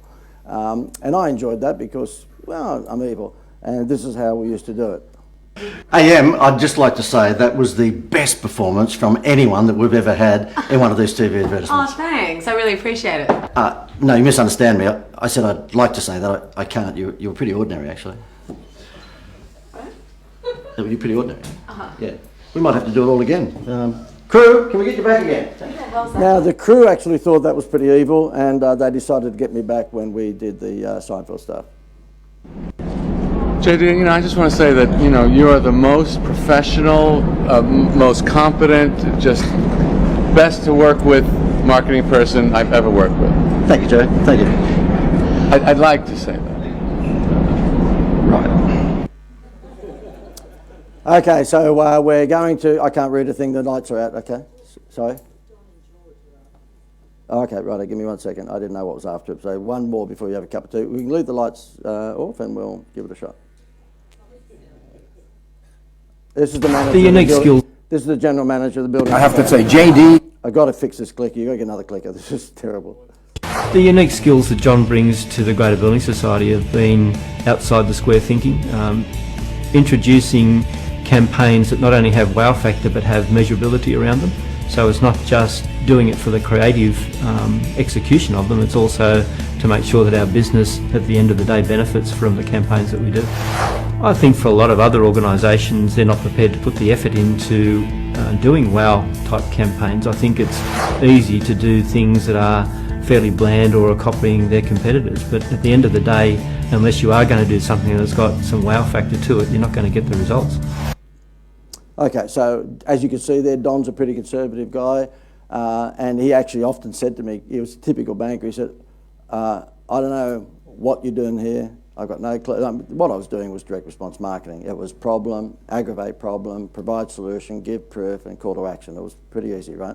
They didn't know that, and they didn't want to know it, so I wasn't going to bother teaching them, because the direct response, emotional direct response, has got 5 components. You give them their problem, okay, got a headache, aggravate the problem, it's only going to get worse, so you better, think about that. Give them a solution, take a Nurofen. Number 4, provide proof. Oh, I had a headache, now it's gone. And number 5 is call to action. Go and get some headache tablets. So the greater was problem. If you get your home loan with a bank, aggravate that problem. Guess what? They're going to keep on charging you fees and they're not going to treat you properly. Number 3, provide the solution. Swap to the later, be treated nicely and get a free holiday. Number 4, provide proof. You just saw it, the husband and wife going, we swapped to the Greater after those nasty banks and we got a free holiday. And then number 5, call to action and go to greater.com. You put that in your business, it's all over, because no one else does it. Less than 5% of the world does that in their businesses. They're too busy sponsoring the Brisbane Broncos. It'll revolutionise your business. You add me to it, and it just happens quicker with more flair, that's all. But even if you do it yourself. And I say that because there's a bunch of people in the room that are on our Academy program, which is a little $500 a month program, and if you want this shit to happen for you bigger and faster and better, upgrade. Become a member of the private coaching program, and we do it for you, okay? So if you're sitting there at the moment going, oh shit, I wish I was on the bigger program, well, get on the damn bigger program and get it done. Okay, so this is the last one before we do go, and this happens to be George Shapiro, who is Jerry's manager, has been his manager. He discovered Seinfeld 40-something years ago, and he used to work with Elvis, by the way, and he also managed Doris Day, Rock Hudson, and for any of us who are the right vintage, can you remember Gomer Pyle on TV? Okay, Jim Nabors. So this guy managed all the big Hollywood stars. Seinfeld would be his biggest one, I guess. And this was at the shoot. We blocked off the street. We paid the town $50,000 to close down because Seinfeld had in his contract that if he had to travel more than 50 miles, you had to give him a Learjet. Okay, so if you had to travel more than 50 miles from home, you had to give him a Learjet. So we weren't bringing him to Australia. So we actually took over this town, and when you deal with Seinfeld, there's no half measures. We had to replace all the trees with gum trees. All the cars were replaced with Australian number plates. All the cars that were American cars were taken out and Toyotas were brought in, all Australian cars. All the street names were changed to Australian street posts. We're talking the parking meters were ripped out and new parking meters. We're talking just to produce the ad. Forget what we paid Seinfeld to. For a day of shooting, it was $600,000. Okay, so we're talking real money. This was a big one, right? And when you're dealing with Seinfeld, the green screen that we had was not like you have, which on a TV show with the weatherman of a night time about the green screen was the size of an IMAX theatre green screen. We're talking catering trucks that would come in like it was a Royal Easter show with, the thing that was nice about him, when the catering truck came in for lunch, because we had 84 crew, on it. Keep in mind it hit the news, so there's I wish we had the news item go, but we had helicopters everywhere in the air from people who got the news that Seinfeld was coming back to TV. And we had police blocking the streets. Every school closed in the district to bring their kids along because he had just launched a little while earlier. I'll just say that again, I wish we had the CBS News thing go. So the thing is that it's just that you're still on solitaire. That was all. It was insane, and we could not shoot because of the amount of helicopters in the air. Like, this guy's bigger than the Pope. This is like nuts. And this is his manager. I have to say, JD, get a shot of JD. I'll do my humble look. The man is beyond brilliant. So far beyond brilliant, he burns out. Look at the colour of the face. I have burned out. Look at his face. You want to see a man that's burnt out? I don't know whether that's sunburn or blood pressure, George. I'm not sure after all of this. Yeah. But Don should see all the footage that was shot yesterday, and he will be thrilled and delighted. He'll take all the credit. Yes. Of course I will. By the way, John Dwyer will take all the credit for everything that happened yesterday. Jerry Seinfeld was okay, but this is the star. This is the star of the show. You getting a picture of him? Yes, he is. We're in a two-shot. This is a two-shot. George, what I want you to tell these guys, by the way, is what we got away with yesterday. You were saying... Oh, the guy who was drinking all day in the tavern. No, that's what he got away with. That tavern right on the corner. If you could get a shot at that tavern. Not that fast. See, that's what he got away with. Why did I even do this? You brought it up. Why did I start there? Why did I start there? He brought it up, getting away with it. George, could you just tell us, though, you were saying yesterday you've never seen Jerry deliver so much in a day, though. That's right. No, that was the best commercial shot of production in one day that I've ever seen in my life. And I said I've been around quite a long time. But that was amazing. He did 28 bits, 28 pieces of material, plus a lot of other lines and prancing around and enjoying himself. Yeah. Okay, that was the best production day I've ever seen. He was in the tavern. But he said, you know what he said? He said, okay, boys, do it. So he does get credit. He came out and said, take care of everything, and he said it very forcefully. So that's you know what? You've become as evil. You have become as evil as him. Well, you know, you're feeding me all these lines. I can't help it. You're the best straight man I ever met. Thanks, buddy. That guy that I said is evil as him, his name is Christian Carino, and he's Jerry's Hollywood agent, and he's a typical Harry M. Miller agent. He goes out with Lady Gaga these days, so he's done all right for himself, you know. And I called him evil because every time we would say yes to something, he'd ask for something else. Can you give like stretched limos to pick them up from there? Because he's the typical George, the manager, is just a nice guy. But the other guy wanted all built. You know, we only travel first class and the whole thing. So we needed a hotel room the size of Africa and all that sort of stuff. So I called him evil, you know, Christian. And what happened is that when we were there, one of the helicopters lands. And like it was bizarre when you think back on it now, you know, it was bizarre. The streets were blocked off, police were everywhere. It was bizarre. And one helicopter lands, and these guys come in from, I think it was CBS. Jerry's network was NBC, and they came up to George Shapiro and said, "Can we interview Seinfeld?" Because he said no. And then George came up to me and said, "Well, they want to interview him." And he said, "I'm not going to do it, so you do it." And I went, "What?" He said, He said, "It's for tonight's news." It was the #2 news story in America that night, what you're about to see. This was like the first news story was like a mass murder or something, and this was #2. Shooting a commercial in Cedarhurst and creating quite the buzz in town among the locals. Here's CBS 2's Scott Rappaport. What's the deal with all the cops? It's all crazy. I'm not allowed to be interviewed, sorry. What? I mean, what is the deal? Jerry Seinfeld is here. Yup, behind the plethora of police and fancy movie equipment in Cedarhurst. That's Jerry Seinfeld, animated, keeping hydrated, shooting a commercial for an Australian bank right in the middle of town. It's really cool. Like nothing ever happens in Cedarhurst, so it's great. As scores of the curious and starstruck He's practicing all his takes. It's really cool. came out in hopes of getting a glimpse of comic royalty. We were here since 7 in the morning, and we waited by the trailer, and Jerry came out, and he signed our Friends Brothers cast, and we said hi to him, and someone high-fived him, and he was so nice, and it's so exciting. Do we need to call you a paramedic? Not yet. So why here in Cedarhurst? Jerry's people said he wasn't talking, but we got the scoop from the folks from the bank down under who hired him. We figured that Jerry Seinfeld's a big enough star to do the commercial where he wanted to do it, and he wanted to do it here. Really? Yeah. Why here? Yeah, well, it's more convenient for him. They went all out for the shoot, creating a makeshift bank out of one of the stores right here on Cedarhurst Avenue. Yep, no expense was spared. How much does he make for something like this? I think we're paying him about $10.50, and then there's some lunch money in there as well. But a rich experience for stargazers here in a most unlikely place. Scott Rappaport, CBS 2 News. That's in Australian dollars, so it comes in the U.S. The bank commercial will air in Australia in July. And Jerry, if you're watching, if you want to come back on television, if you're bored, CBS would love to have you. Julie Louis-Dreyfus has a hit on CBS. She sure does. New Adventures of Old Christine. Good show.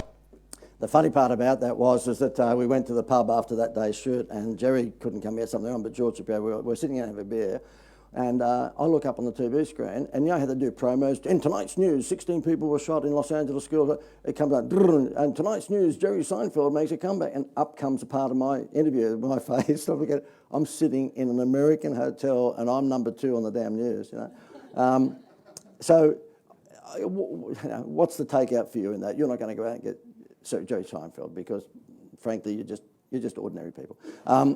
But that's not going to happen. But the thing is that as Tam demonstrated when he got up first thing this morning, it's just pushing the envelope. It's just going to that next level. And John Formica, the guy from Disney that I hang around with, and I know that Darren and a few of you guys, who here has engaged John Formica's services when they've seen him talk in my thing, Greg Mackay, Darren, and well, there's only 2 of you here today, but quite a few have. And he used to run Disney Resorts for 10 years, and he ran the Disney Resorts in Florida. And he now runs around America and the world, teaching people how to run their business like Disney. So if Disney ran your business, what would it look like? And this is what Disney would do. They call it +1. So therefore, when you are sitting in a meeting and you're brainstorming, this is getting a little bit philosophical and not really my caper. Normally, I'm pretty straight to the point. But when they're sitting in a meeting, they don't leave that meeting until there's a +1. I call it a wow factor. They call it a +1.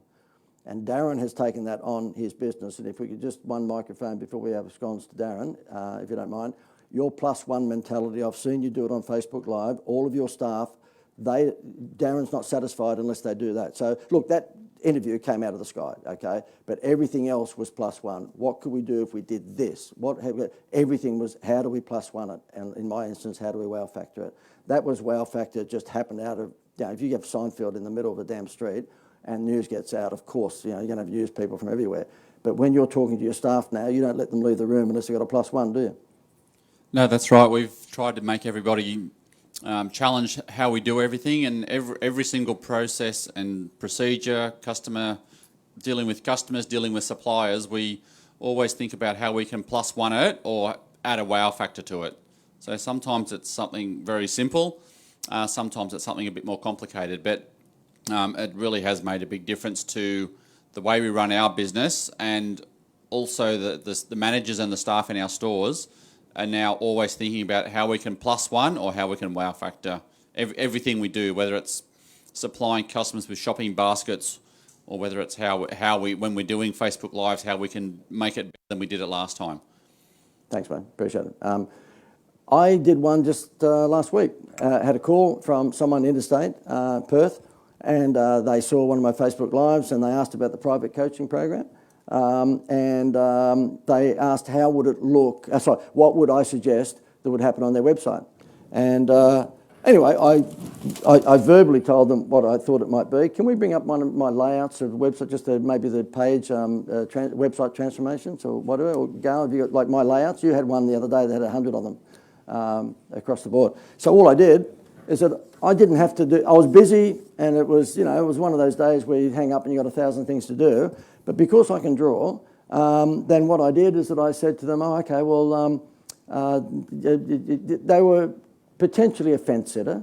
So they've sucked my brain for maybe a good 20 minutes and what would I do, what would I do, what would I do? And they snuck in, because if I took a phone call from everyone that wants to have a phone call, not that I'm anyone special, it's just that any one of us, if we took a call just off the cuff, particularly if in the ideas game, you'd never be off the phone. So we put them through a pre-qual process that they've got to fill in a form before they actually get the form. And they were doing 2.4 million, so it was a reasonable business, and they could easily afford my, private coaching, a few grand a month. So I took the call, and I could just sense that they were a bit of a fence sitter. I could just sense that they were. And I thought, when I hung up, I thought, oh, bugger it, I'll just show it to them. So I just sketched it up. I sketched up what the homepage should look like. I put much better than this, of course. And then I just sent that over to them within 10 minutes. Within 10 minutes. And just in case they didn't open up their email, I just text them, because I've just been talking to them on the phone, and said, oh, by the way, the layout of your website that I would suggest you might like to consider is sitting in your inbox. The phone rang back within 10 minutes, and they said, I'm on board. That was +1ing it. I didn't have to do that. But for them and most people, visually, you don't really get what it looks like. I can. I've been in the game for a while, so I can sort of visualise what Darren's shop should look like the moment I see that it was a bag of crap, right? It was modest, yeah. So this is the sort of stuff that I did for them. So this one here, you'll see that one that I showed you a moment ago. Have you noticed that my layout, which is in the middle there, is remarkably like the end product? Of course it is, because I sketched that up, and I sketched that up in about 20 minutes. Okay, you'll see as we go to this one, this is Greg Mackay, who's over there. This was his stunning website that he used to have here. I mean, that was put together by Stevie Wonder. And then I did the treasure one in the middle, and then guess what it turns out to be? You know, Raiders of the Lost Ark. This one here is the Disney guy himself. This is John Formica. This is what his website used to look like. He said, "You're the Disney guy. We're going to have to +1 you, for God's sake." Talk about hypocrisy. So that was the layout that I put in the middle. That's what it turns out like. Now he looks like David Jones. He used to look like IGA Supermarket on the left-hand side there. That didn't look like someone who charges $15,000 for 90 minutes. He charges 15 grand for a 90-minute speech, right? Keynoter. This one here is a pool slide. Would that turn you on that your backyard's going to be turned into Disney World? I don't think so. So therefore, that's the sketch. You'll see wow up the top. Look what it looks like in the right. These are, can I just ask, are these massive transformations? They're not 10%. It's David fucking Copperfield, you know? So this here is Darren's, okay? This is what it used to look like with the scary I'm going to kill your children logo. And then we turned it into that, and then that's what it turns out like. And yeah, anyway, we won't go through anymore. But the thing is that by me doing this quick +1 and sending it to him, I just picked up 42 grand. And that was because I just 10 minutes did the Rolf Harris, sent it off to him, and the guy goes, "Wow, you're a wizard." So that's my +1. You've got to think about what is your +1, and Tam does it in spades. And the big one for him, aside from the fact that, you know, he's got the terrific finance package and he's got the training program, when you actually buy your carpet cleaning equipment from him, you fall into a marketing program that shows you how to make more money in your cleaning business. That's priceless, okay? All of a sudden, he's turned himself from a commodity into a valuable Disney-style service. Do you think I'm a commodity? No, I'm not. Would you find, I don't care whether this sounds like I'm showing off, but would you find anything like this out there? You won't. You can search for a million years. You're not going to find this sort of environment with all of this stuff under the 110. You'll find a copywriter. You'll find a Facebook expert. You'll find a website company. You'll find maybe an ideas people. You won't find it all under 110. There's no way. There's no way. So therefore, that's why I promote it as being reasonably unique. So you've got to think the same thing. What is different about us that I can promote that we are the of our industry? Because there's a million people out there telling you how to stop smoking. And what Ian has to do is work out, well, how am I different from all of them? Yeah. Right, guys, we're going to break for morning tea, so that'll be a 15-minute break, and then we'll have James Stedman talking about copywriting. Give yourselves a hand of applause. Thank you.